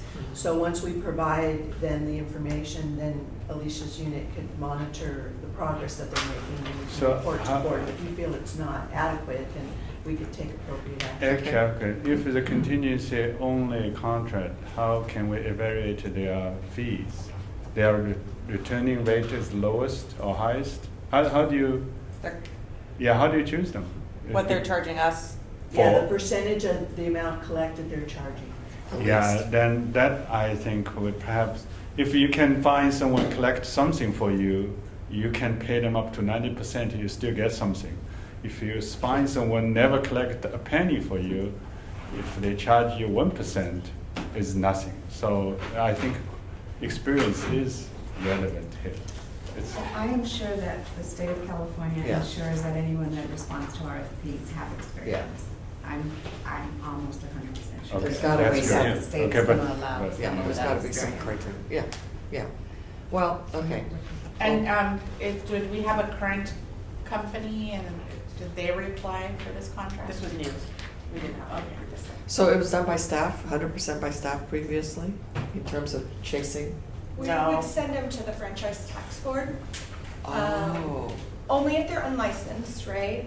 If they are licensed and they have a citation, then we put their license renewal on hold until they pay Oh. the citation fees and their current renewal fees. But this is just specifically for anyone who's unlicensed. But with franchise tax, we were also finding that we were only getting maybe 2 of the citations paid a year because it's only within the tax season. And we're one of the bottom of the barrels that they can actually collect from. There's other things that rate higher, like child support and those kind of things. Yeah. So, and in addition to that, they can only take a percentage of the amount of the return. So if there's a $1,500 citation, we may only collect 500 of it, and then there's still 1,000 sitting there. So. interesting, yes. So will this reduce staff time by having this contract? I think the staff time will probably be pretty similar, Okay. but I think the return on it will be much more effective, or at least that's what we're hoping. Like I said, we only had maybe $1,000 or $1,500 return from franchise tax this year, and we have quite a bit out there. Okay. So, Oh, Thank you. okay, so that's good. It's just increasing our revenue, we hope. right. Yeah, okay, great. Well, thank you for that. That's, all we need is just, this is just communication, right, to us? Yeah, but we All can right. provide an update on it at the next board meeting. Okay. Nice to see what's going. So Yeah, have that'd they, be great, but yeah. the contract started April, did you say, right? Or It was effective in April. have they connected anything yet?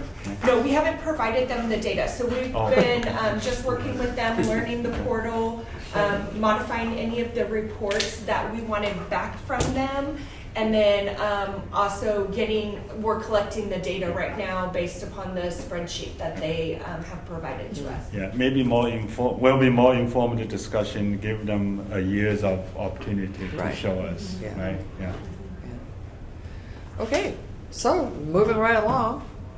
The next one is item Q, and Laura's going to present a review of the architect consultant contract. Okay. So as the board is probably aware, we have 2 architect consultants currently that are serve as a resource for the enforcement unit. They're 3-year contracts, and one of them expires at the end of this month. So we had prepared an RFP based on our prior RFPs, prior contracts that we've used for 30-ish years. We put out the RFP. It raised, during the public comment period, we got substantially more questions about the RFP than we had in the past. So it raised issues that we needed to address. So we pulled that RFP, and we're going to go down 2 kind of parallel tracks at this point. The staff will work on a modified RFP to address some of the issues raised, but we're also going to explore, the department has a streamlined process to contract with subject matter experts we do it now for testing purposes, but we can also do it for enforcement purposes. They're much easier to enter into those contracts. You can do them quickly. They're a 3-year term. The cap is just under $50,000, but you can enter into a new contract if you expend all of that money. And so that you do it more on a case-by-case basis versus sort of like maybe how LATC or other boards do it. They send their case out to someone as a SME and give them the materials to review, and you get their opinion back. Our consultants are in the office. Doesn't mean the SMEs couldn't be in the office. So just, so that's the process we're going to look at exploring as well. We still have the one contract is going to expire at the end of this month. Our other one doesn't expire until January 31st, I believe. So we have the one consultant still on contract for another 6 or 7 months. So we'll look at kind of both options going forward. But the streamlined process will be a good backup, so we have some resources in place. But we'll need to send out a notification, I think, to our interested parties and look for people who might be interested in applying for that process. We may get more because if they can do the work remotely, we might, have more options. When you say they're in the office, what does that mean? They work in our office every day. Oh, okay. Yeah. Wow. And does the RFP push women and minorities to apply? I don't believe so. I think it's just neutral as far as I can recall. Uh, I Actually, think it's no. neutral, but I think when we publicize it, Alicia, you can help with this. There I is a think we small also business send it- clause in your RFP, I read it. Yeah, small businesses get Yeah. an advantage, Yeah. DVDs get an advantage, but that's. Yeah. Yeah, so that's about, yes, yeah, Ebony. Point of clarification, did you say the RFP had some concerns and it was pulled? Yes, we had to pull that RFP. What was? So public comments were raised. There were some questions about contracting out for these type of services versus state employees doing it. And there was also, new this time was an insurance requirement, a liability insurance requirement. And so some of the questions were about what was the purpose of the requirement, what was the impact of it going to be. Do we know the arena from which these questions came? We Was do. it one particular? No, there were like 12 to 14 people submitted comments. Were they from a certain arena, or can it be shared with us? I mean, I think it was a variety of people, all individuals. Mark submitted questions, so if I can identify him, but there were questions beyond that. And I can let you know the RFP required professional liability insurance and to name the state as an additional insured. And anyone who knows professional liability insurance, an additional insured is generally not an option. And so my question was, were they aware of any products, professional liability insurance products out there that allowed for an additional insured coverage Otherwise, it's a requirement that cannot be met. So it's primarily dotting the i's and crossing the t's. Well, there will probably be more to that in the revised RFP when we go forward with that, but Okay. staff's working on that at this point. The purpose of my question, Yeah. I was just wondering if there was an entity that sort of. Right. No, it didn't Don't you appear to know? be, no. Okay. Actually, I didn't not quite catch. Laura, you said the first option is a piggyback from DCA. They have So DCA created a streamlined process to contract with subject matter experts. So it's a streamlined contracting process. Yeah, So why we can not enter use into them? Yeah. Why not use that process Yeah. instead of this? It might turn out to be a lot easier to Okay. do that. Yeah. So we haven't in the past for enforcement It because we could work. had this process, but yeah, that might be our best option. It's great. Yeah. And I think, Laura, you and I talked about the fact that this process costs more too for the department. So and we can go over this when we do the budget update in September, but I think we're budgeted for maybe about $200,000 for our consultant services. So that's something for the board to consider is, under the way we structure it now, how much we're spending and, whether we want to continue at that rate.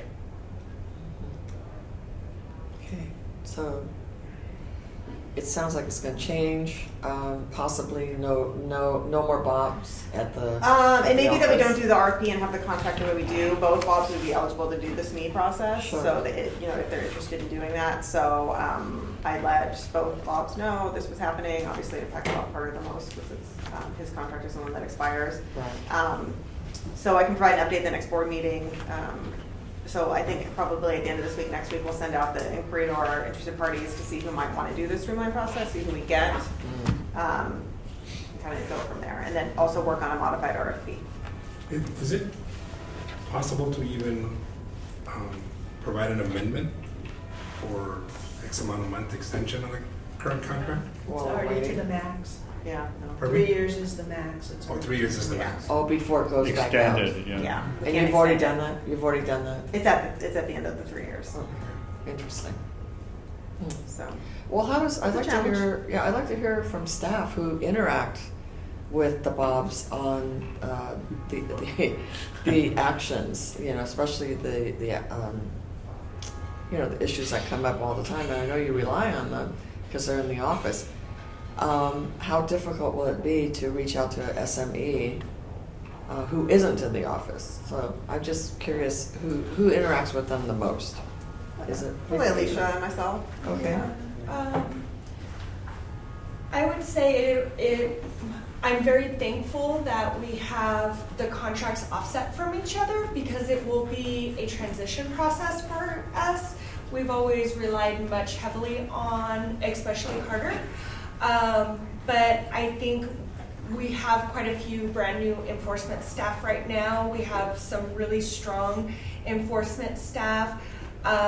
So we're really pushing back on them to make recommendations on non-technical cases. And whereas in the past, almost all of our cases went through the consultants. So now we're gonna transition some of the work. But in the meantime, we're gonna try and glean as much information as we can from both the Bobs and their limited time with us, and use them as resources.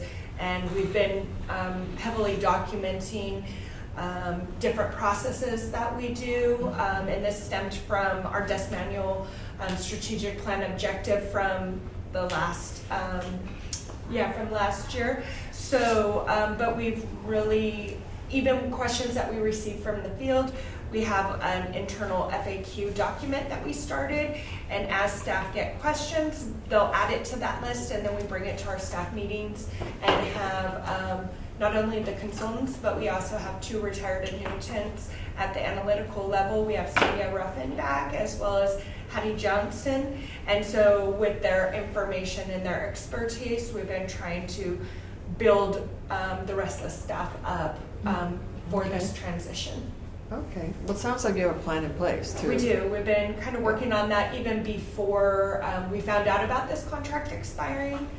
Just because we know with brand new staff in, we're really trying to look at, what information do we have documented and what information is walking out of the board in people's heads. So just trying to make sure we have that information maintained. Okay, yes. Maybe off-topic question, but I don't know if I have the name correct, but is this the same Hattie Johnson who retired several years ago? Yes, that's correct. Oh, okay. Yeah, so she's back assisting us, as well as Sonia Ruffin, and she was in the board for probably about 25 years or so. Okay. They're back? So, yeah, They came back as retired annuitants. Yes. When we had virtually no staff in enforcement, so we were very lucky to get them to come back, and so it's a limited term thing as well. Yeah. But so it's just temporary basis, but they're around helping us out. And so Laura was asking me the other day, have you heard how long they're sticking around? Hopefully so that we can finish reducing our case numbers and getting us back down to a manageable level, and then hopefully they'll stick through that portion. So. Right. Okay, well, thank you for that. We don't need any action on that, do we? No, so I'll have probably Okay. more comprehensive update at the next board meeting. Okay. And then if I have something before that, I will send out an update as well for members.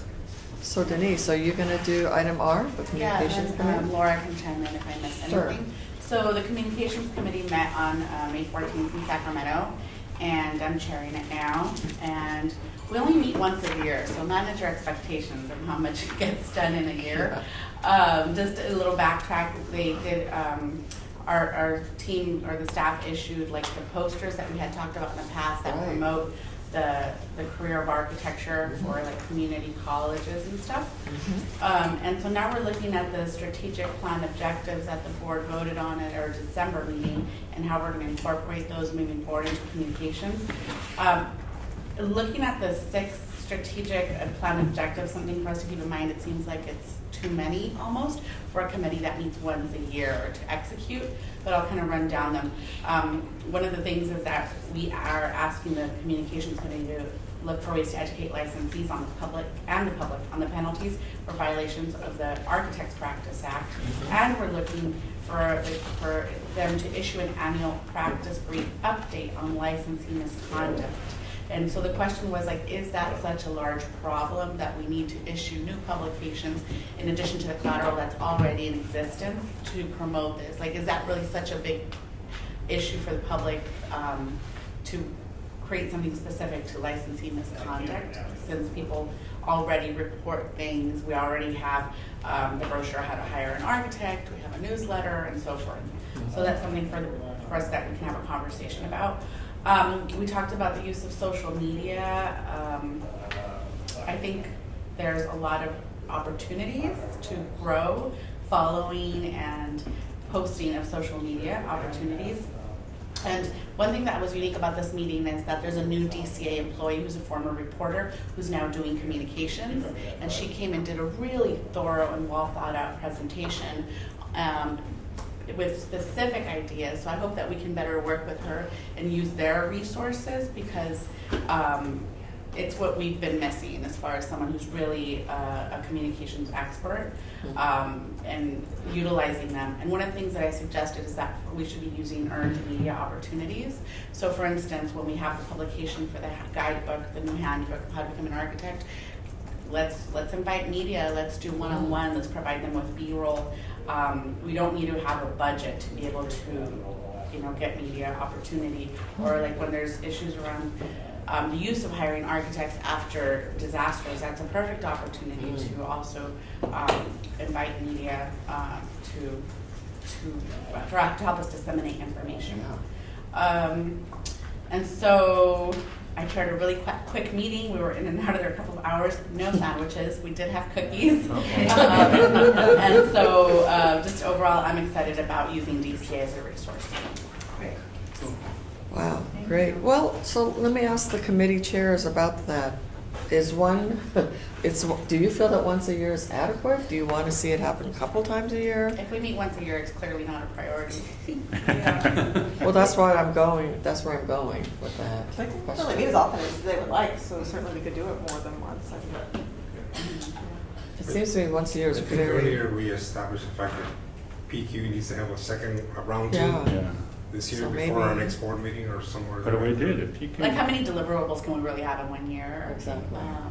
And another conversation we had was about the newsletter that's disseminated, and we reiterated, because remember when you were chairing, we asked, we were like, we want to have it more often but with less content. It shouldn't create more work for staff, because that was an issue about how much work the staff has, and we're not trying to create work. It's just like we all get inundated with information. So a newsletter that is more often but less is best. So it's something else we talked about. It's also difficult to follow up on initiatives if, for instance, a chair Yeah. goes off the board Right. or Right. institutional memory disappears. Right.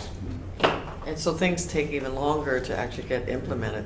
Like this poster, I think the poster did get implemented It's been finally. years. Yeah, it was implemented. But it took a while. But I think I was the only one who knew about it. That poster, that was to community colleges, correct? Correct. Is that one that went out recently or? Yes. It's been a few months. It went out, I think, at the beginning of this calendar year. Okay. And then we did also the veterans Right. one. Mhm. I want to say in November 2017, something around there. I don't recall those being shared, us having knowledge of those, do we? I've seen it physically. I think it was sent to us. Yeah. Was I it? think, yeah. I don't remember either, but. I don't, yeah. It was sent to us by Doug. Yeah, it was before my time, Yeah. but we can track it down and resend it if you'd like to. Is see it the again. one, Become One? Is that the one? Yes. Yeah. Oh, okay, it's that one. Okay. And then I think when we met at another school not too long ago, but I think it was before Laura's time maybe, and We I saw it. remember seeing At our it. December meeting, it was there, the college in Sacramento, right? Right, Yeah. Kasumas. Consumers Member College. Yeah. So I've seen them at a few of the different universities posted. So I have a question. I don't know if you wanted to add anything that I may have missed, but can you talk about as far as staff for the board? Do we have one communications person who's supposed to do all of our communications? So we have one main staff person that does communications. I think we have another analyst that kind of assists with that. Alicia's the manager over that, but she's also the manager of enforcement, so she doesn't really have a lot of free time to dedicate to this issue. But we have one person solely designated to the newsletter and social media. Yeah. Mm-hmm. So I would absolutely like to see a lot more content. I mean, I do social media as a side and as part of my other duties, so I know that it is a manageable request. Yeah, it definitely is in it. So we've talked about having more of the time spent on doing the social media versus the number of newsletters we do, and maybe changing the format or doing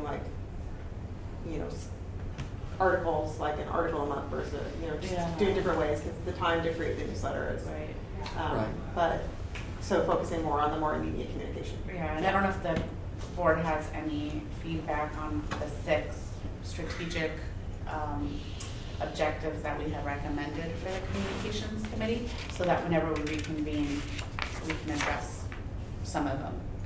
Mm-hmm. Any contributions to that? Okay, hearing none. I know it's ambitious, but for once a year. So how do we want to handle this increasing the number of meetings thing? Because it seems to me that the meetings are scheduled and the chair, prepares and then the group attends. But if we know that it's systematically increased a couple times a year, and I only bring that to the chairs because I don't want to make any more work for you guys either. But if you feel that it is something that's worthwhile, can we ask staff to calendar that? Sure. I mean, we can just outreach to the individual chairs and see when you would like to have another meeting and do that. Reach out I think to at the least rest of the 2 members. times a year. I agree, 2 times. I'm not trying to have too much more to my plate, but it just once a year seems like it's just an afterthought. It could be an optional.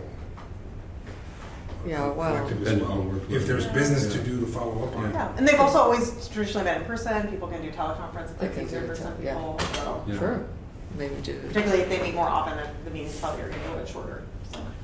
Right. Okay. So we will reach out to the individual Yeah. committee chairs. Mm-hmm. Okay. Well, geez, we're gonna probably have a meeting and then have lunch. I don't know what's going I don't know on. where Gabe is, but- Somebody's lost. Somebody's lost, or something. Okay. Shall we keep going? Yeah. Okay. Never stop. Yeah, let's keep going. Okay, Trish, you're on for LATC. Okay. So the LATC met on May 29th, and what I'm bringing forward for consideration are a couple of regulations. The first one I'm going to review is it ties to our strategic plan objective regarding CCR 2620.5, which is our approval for our UC extension certificate programs. The board in the past has been presented with this regulation over several years in different variations. In 2010, the LATC extended certification approval for both UC Berkeley and UCLA.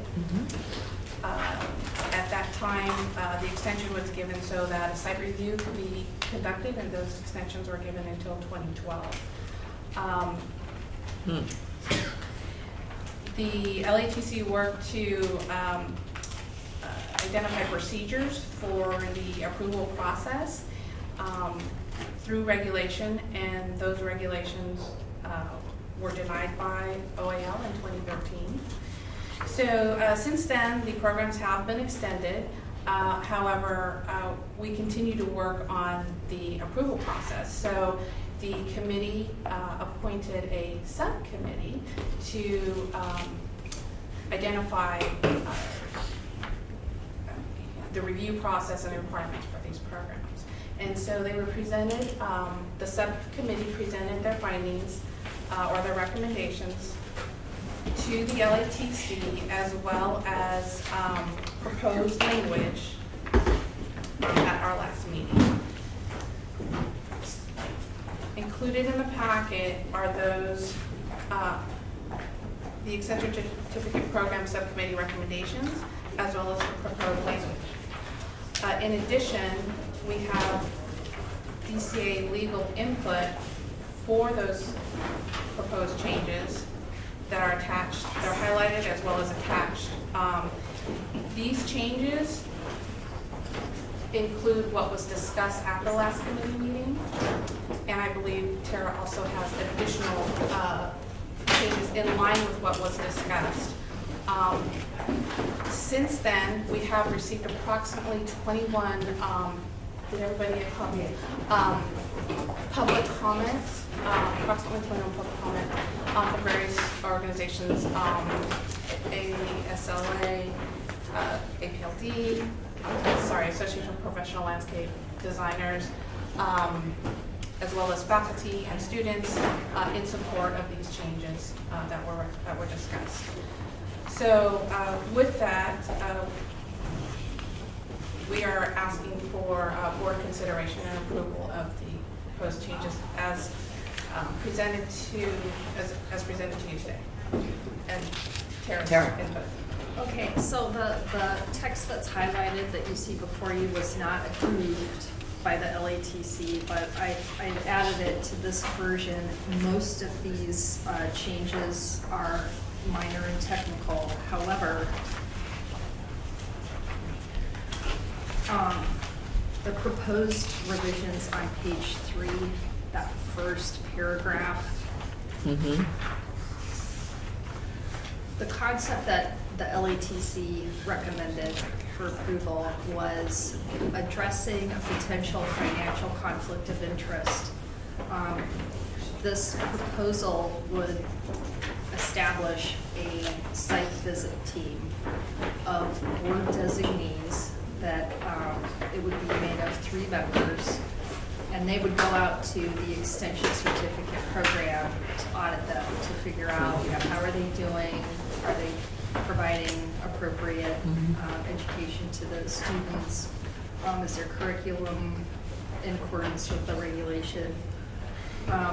But we were kind of struggling at the last meeting as to who the members would be. And initially, the subcommittee proposed that a member of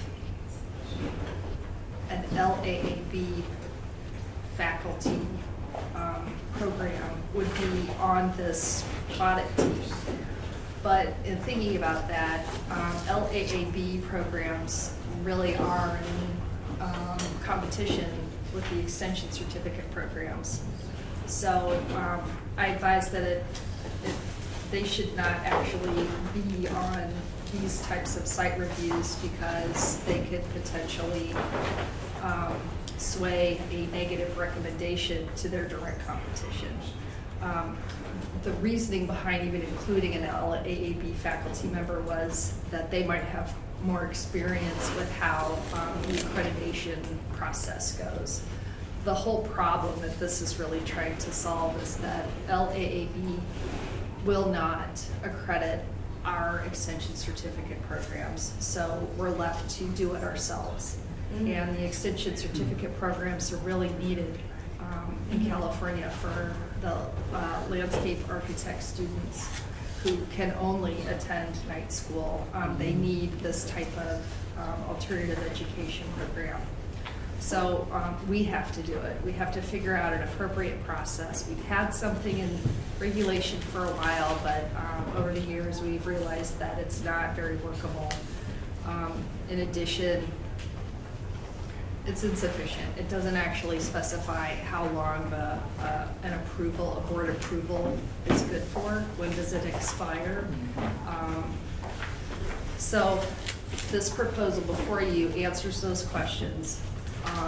And also, we're getting to a point of trying to clarify who those board designees are. The LATC wants 3 members, 3 individuals to do these site visits.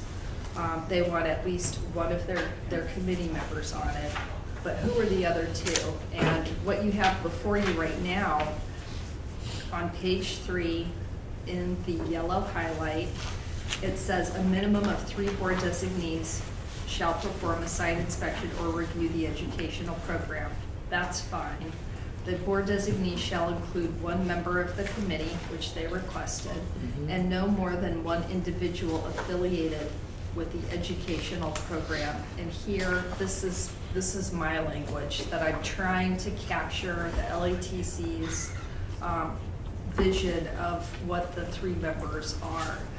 I've got a definition here of affiliated, means a prior or current faculty member of the educational program or an individual who has taken courses at the educational program. Here, we're just trying to say, okay, this 3-member team, they're going to be diverse. It's going to be 1 committee member who knows what the landscape architects committee should require from these extension certificate programs. We're not specifically banning LAAB teachers here or faculty members, but we were trying to get at, well, you know, there might be a board or a board designee who would be familiar with an extension certificate program and may actually be familiar with this program in particular. So between the time that these meeting materials went to print and last night, I came up with some better language. I think this language right here is a little bit clunky. Trying to describe who the board designees are. Because really what we're trying to do is describe the conflict of interest problem, not necessarily the individuals themselves. So what my proposal is, and I'm hoping you'll ride along with me so that you can read it yourself and tell me if this sounds appropriate. Okay. Okay, so page 3. First paragraph, it starts off with a minimum of 3 board designees shall perform a site inspection or review of the educational program. The board designee shall include 1 member of the committee, period. Okay. New sentence. No board designee shall have a current financial interest related to the recommendation of the extension certificate program, period. Then strike the next 3 lines. Strike the end of that sentence through the definition of affiliated. So with this language, do you need me to read it again? Yes. Yeah. Okay. New sentence. No board designee shall have a current financial interest related to the recommendation of the extension certificate program, period. Shouldn't just in general meeting board, I know we're not the Brown Act, but the Keebley, what is it? Anyway, isn't it just a general rule that you Yeah. recuse yourself if there's any kind of a... So this is the Political Conflict. Reform Act, and that's what I'm trying to call out with this language. Instead of saying, okay, here's a definition of affiliated. It's like we're reiterating it, because isn't it law that if you have any kind of an interest, you recuse yourself? Yes. Yes, but in this context, what do we mean? Because there are at least 3 conflicts that we can identify today that people may not be thinking about if they're the board designee. So really, that's what we're trying to get at here. This is a financial interest related to the recommendation.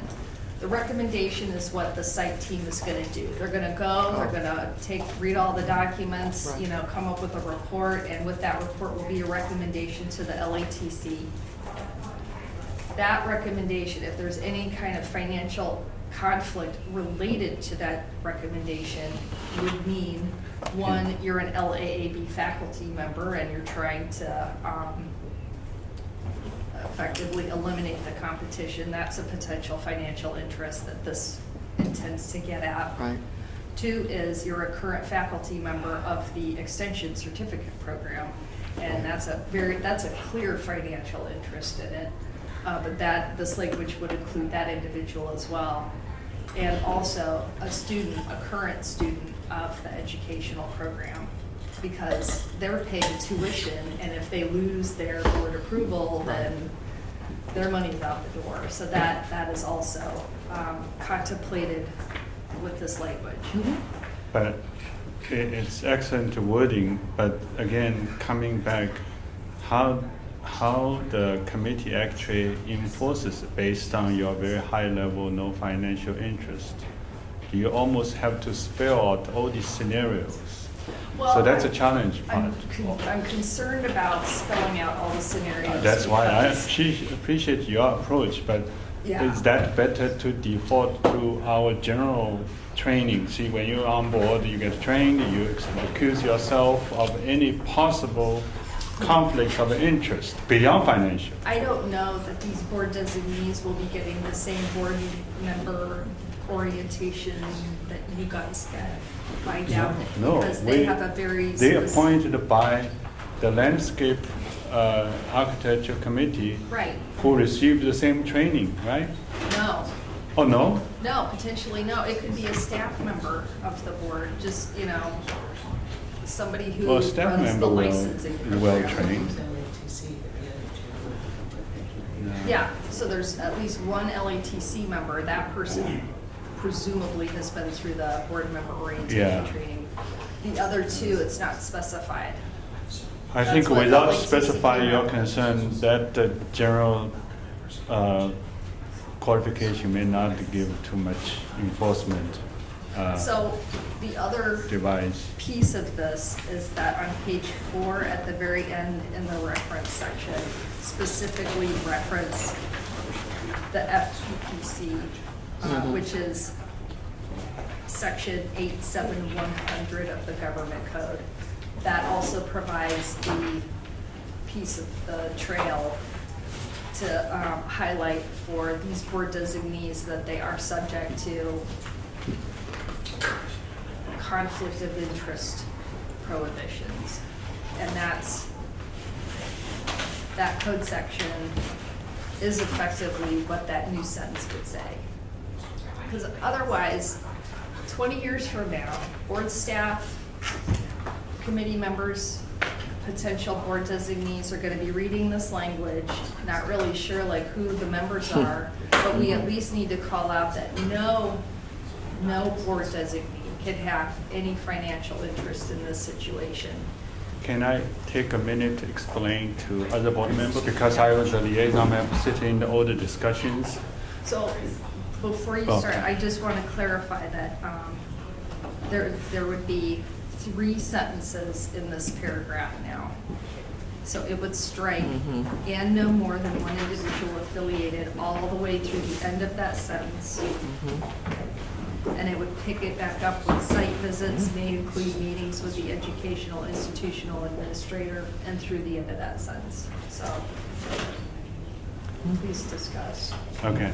So I don't know, Tara, did you already say maybe this at the beginning, but say this proposed language went the way it's worded.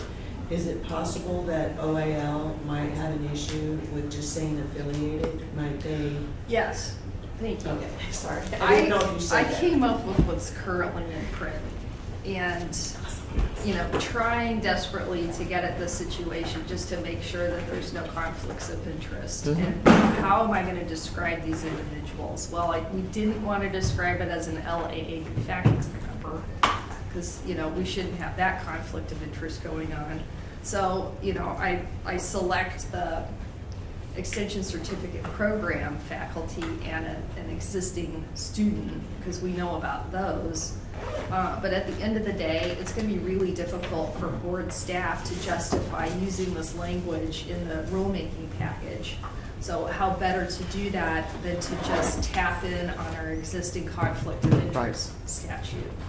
That will call it out that, you know, no board designee shall have a current financial interest. And then we cite to the government code statute that actually says that, and we're done. Okay.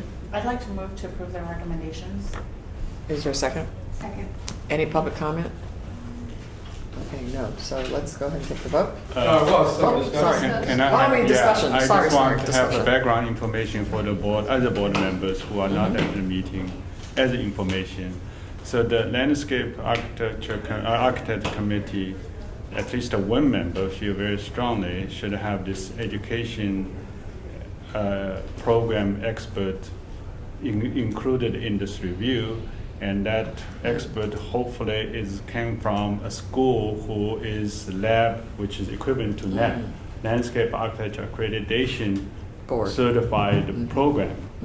So, and we debated quite a bit, and we said it seems a conflict because lab is not interested to see these kind of extension programs based on our assessment.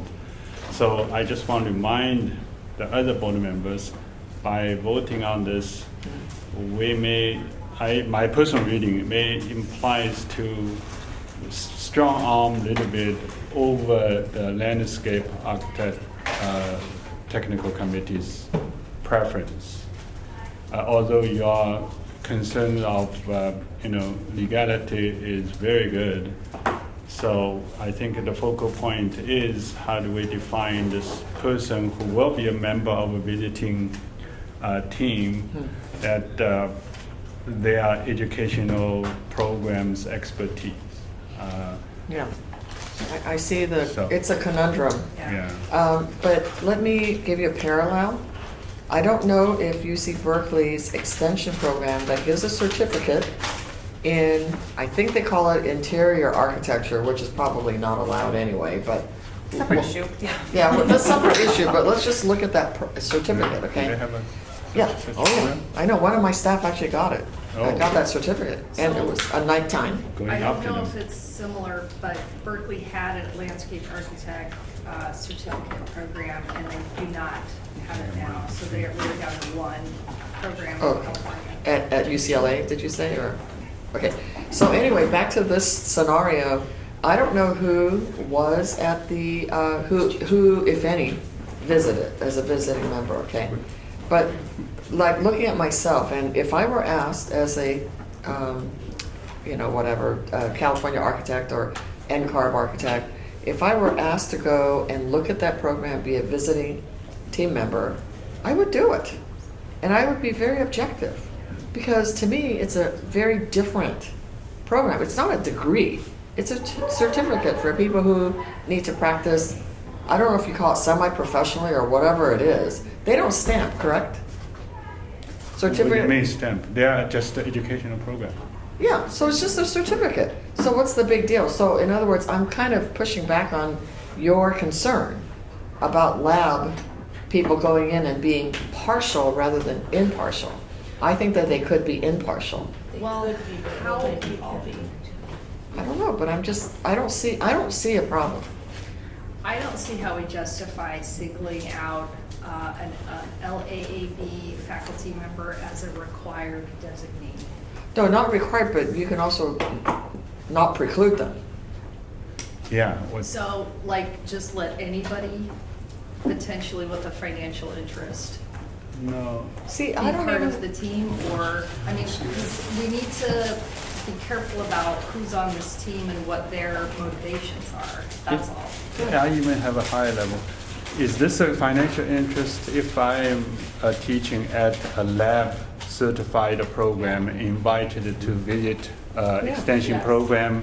Is my opinion whether is for it or against is a financial See, I don't see that. conflict? It's not a financial conflict, right? I am not gaining anything. I will not gain anything saying anything over there, personally. Unless someone Personally. could show that your negative recommendation did not allow that certificate Yeah, but program to move forward. I so- personally will never financially benefit anything. I may get fired tomorrow by my program itself, for example. So I cannot personally benefit from it. That's my point. Unless it makes your program thrive, because all the students who would have gone to the extension certificate program end up having to go to yours. But They're I'm different not populations. personally, still not personally gaining anything. All right, Niels, good point. Nielsa? So ultimately, we all hope that everybody has the best intentions at hand. So that's what Yeah, we yeah. all hope. Yeah, that's We right. hope that our better angels always prevail. Right. But we have to consider that there may not be. The lowest one of common those- denominator, The lowest yeah. common denominator may Right. be part of this. So I agree that we need to take steps to be as effective, and it should be on the code as clearly as possible. And I support staff's recommendation on the word. And, you know, Tara's always been on point with everything that we do, and I completely respect her thought and her recommendation. All right. So I think we're spinning and spinning, and ultimately, we have to do the right thing, not Right. because of people who are in this room, Right. because we all trust each other, and we know that we would do the right thing, but we never know who comes after us. Right. So that just, Okay. we have to just take that opportunity. Any more discussion on this point before we Yeah, break? so as a practical matter, how do you see the designee committee being made up? One would be an LATC member, where would you get the food for the rest? I assume that board and committee staff would work together to either put out a notice to the public at large who could, you know, effectively apply to be a board designee. You could assign a board staff person to be on there, one who's most knowledgeable about certification programs. I don't know how else you would, I mean, for every state position, you send the word out and people apply for it. So I assume it would be very similar. So we have to formally advertise for the position, so to speak, or?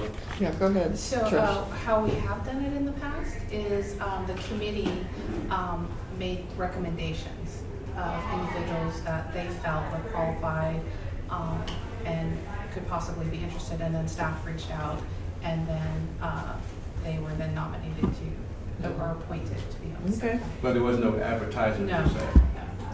And under your definition, Tara, if someone was a retired faculty member but still getting retirement money, they still have a financial interest?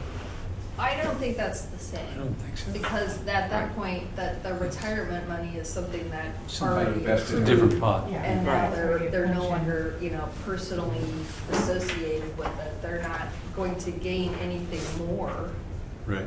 by shutting down that extension certificate Right. program. Right. Yeah. Okay. That's why I made sure that current financial interest is part of Correct. it. So, Yeah. you know. So we're trying to figure out how to do it. So most Whoops. especially All right.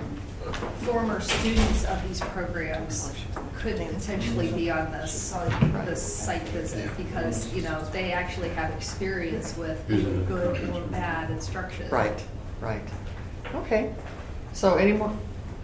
Okay, any more discussion from the board? That's nice. You can Okay, do it. why don't we call the question? Okay, Denise Campos? Yes. Tian? Aye. Pascual? Yes. Sylvia? Yes. Ebony? Yes. Robert? Before we do this, I need to alter the motion. Okay. Because this is gonna be. Oh, right. We gotta start the rulemaking process. Okay. And initiate the 45-day public comment period and all of that. So the motion, did you make the motion and Nils seconded? It was to approve the recommended changes. Right, but it needs to be much longer than that. Okay. See, that's an attorney. I don't know why she did that. I shut your mouth. To approve the proposed regulatory changes as modified, direct the executive officer to take all steps necessary to initiate the rulemaking process, authorize the executive officer to make any technical or non-substantive changes to the rulemaking package, notice the proposed text for a 45-day comment period, and if no adverse comments are received during the 45-day comment period, and no hearing is requested, adopt the proposed regulatory changes as modified. Okay, accept those modifications. And a second. Okay, so shall we do the vote again? Yes. Okay. Yes. Denise? Yes. Tan? Aye. Pascual? Yes. Sylvia? Yes. Ebony? Yes. Robert? Aye. Nilsa? Aye. Barry? Aye. Okay, motion passes. Thank you. What? We're gonna take a break.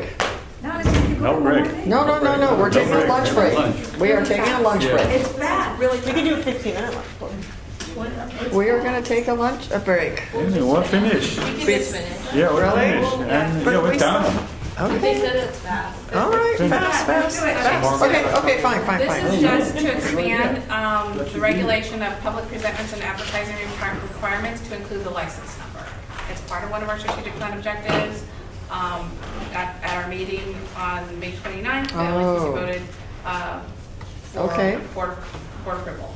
Just also a note, there's a couple of, so the new language is underlined in blue, however, there's a couple of commas that are underlined that should be in blue. So we'll go ahead and change that. Okay. No problem. With the right package, but that's it. Great. Thanks. And then who wants to do the new dates? I mean, the dates for meetings. We can do a motion on that, and it's Oh, we have to approve that one too? Okay, It's fine. Sarah's ready for you. Sorry. Okay, please, read the motion. If someone is willing, the motion is to approve the proposed regulatory changes, direct the executive officer to take all steps necessary to initiate the rulemaking process, authorize the executive officer to make any technical or non-substantive changes to the rulemaking package, notice the proposed text for a 45-day comment period, and if no adverse comments are received during the 45-day comment period, and no hearing is requested, adopt the proposed regulatory changes as modified. I make that motion. Good motion. I made And a the long second. motion. All those, oh, go ahead, sorry. Yes. Go ahead, Ilse. You have to ask for public comment. Oh, yeah, public comment. Any public comment? Okay, and we finished our discussion. That's discussion. Okay, so We've we're already good. finished our discussion. Okay, so Denise? Aye. Tan? Aye. Pascual? Yes. Sylvia? Aye. Ebony? Yes. Robert? Aye. Nilsa? Aye. Barry? Aye. Motion passed. Motion passes, thank you. All right, now, Last Dates. last item, future dates. Laura. They're in the packet. Okay, we read ourselves during sandwich time. Wait, later, adjourn. Yeah, so if there are no more, Well, except that there's a modification, I think, to the schedule, right? December 11th is yeah. now at a different location. That's Oh, right. We will send out an update. Oh, really? We are Mhm. potentially changing the location Flipping. to Los Angeles. yeah, Oh, on really? December 11th, Yes. Yes. yeah. What It's gonna- happened? What? Same day. Because Nielsa wants in LA, because she wants to. Oh, We it's- don't have anything in LA. Well, that's true. We only had it in San Diego, you're right. Great. Well, this was a great location. A little hard to get to, but Hard to find. we found it. Oh, Yes. December is one-day meeting, no One day strategic meeting, workshop. Okay. correct. Yep, That's correct. okay, go to LA. It's in Sacramento. Nelson I might- mean, LA. Oh, yeah. Yeah, she went to a party. Maybe. Yeah. So that makes it a 2-day. Yeah. Yeah, we are going to, I announced we will stay at the Nyoza's place. Yeah, bring sleeping Bring bags. sleeping bags, bags, everything's fine. Yeah. All right, thank you, everybody. And meeting is adjourned.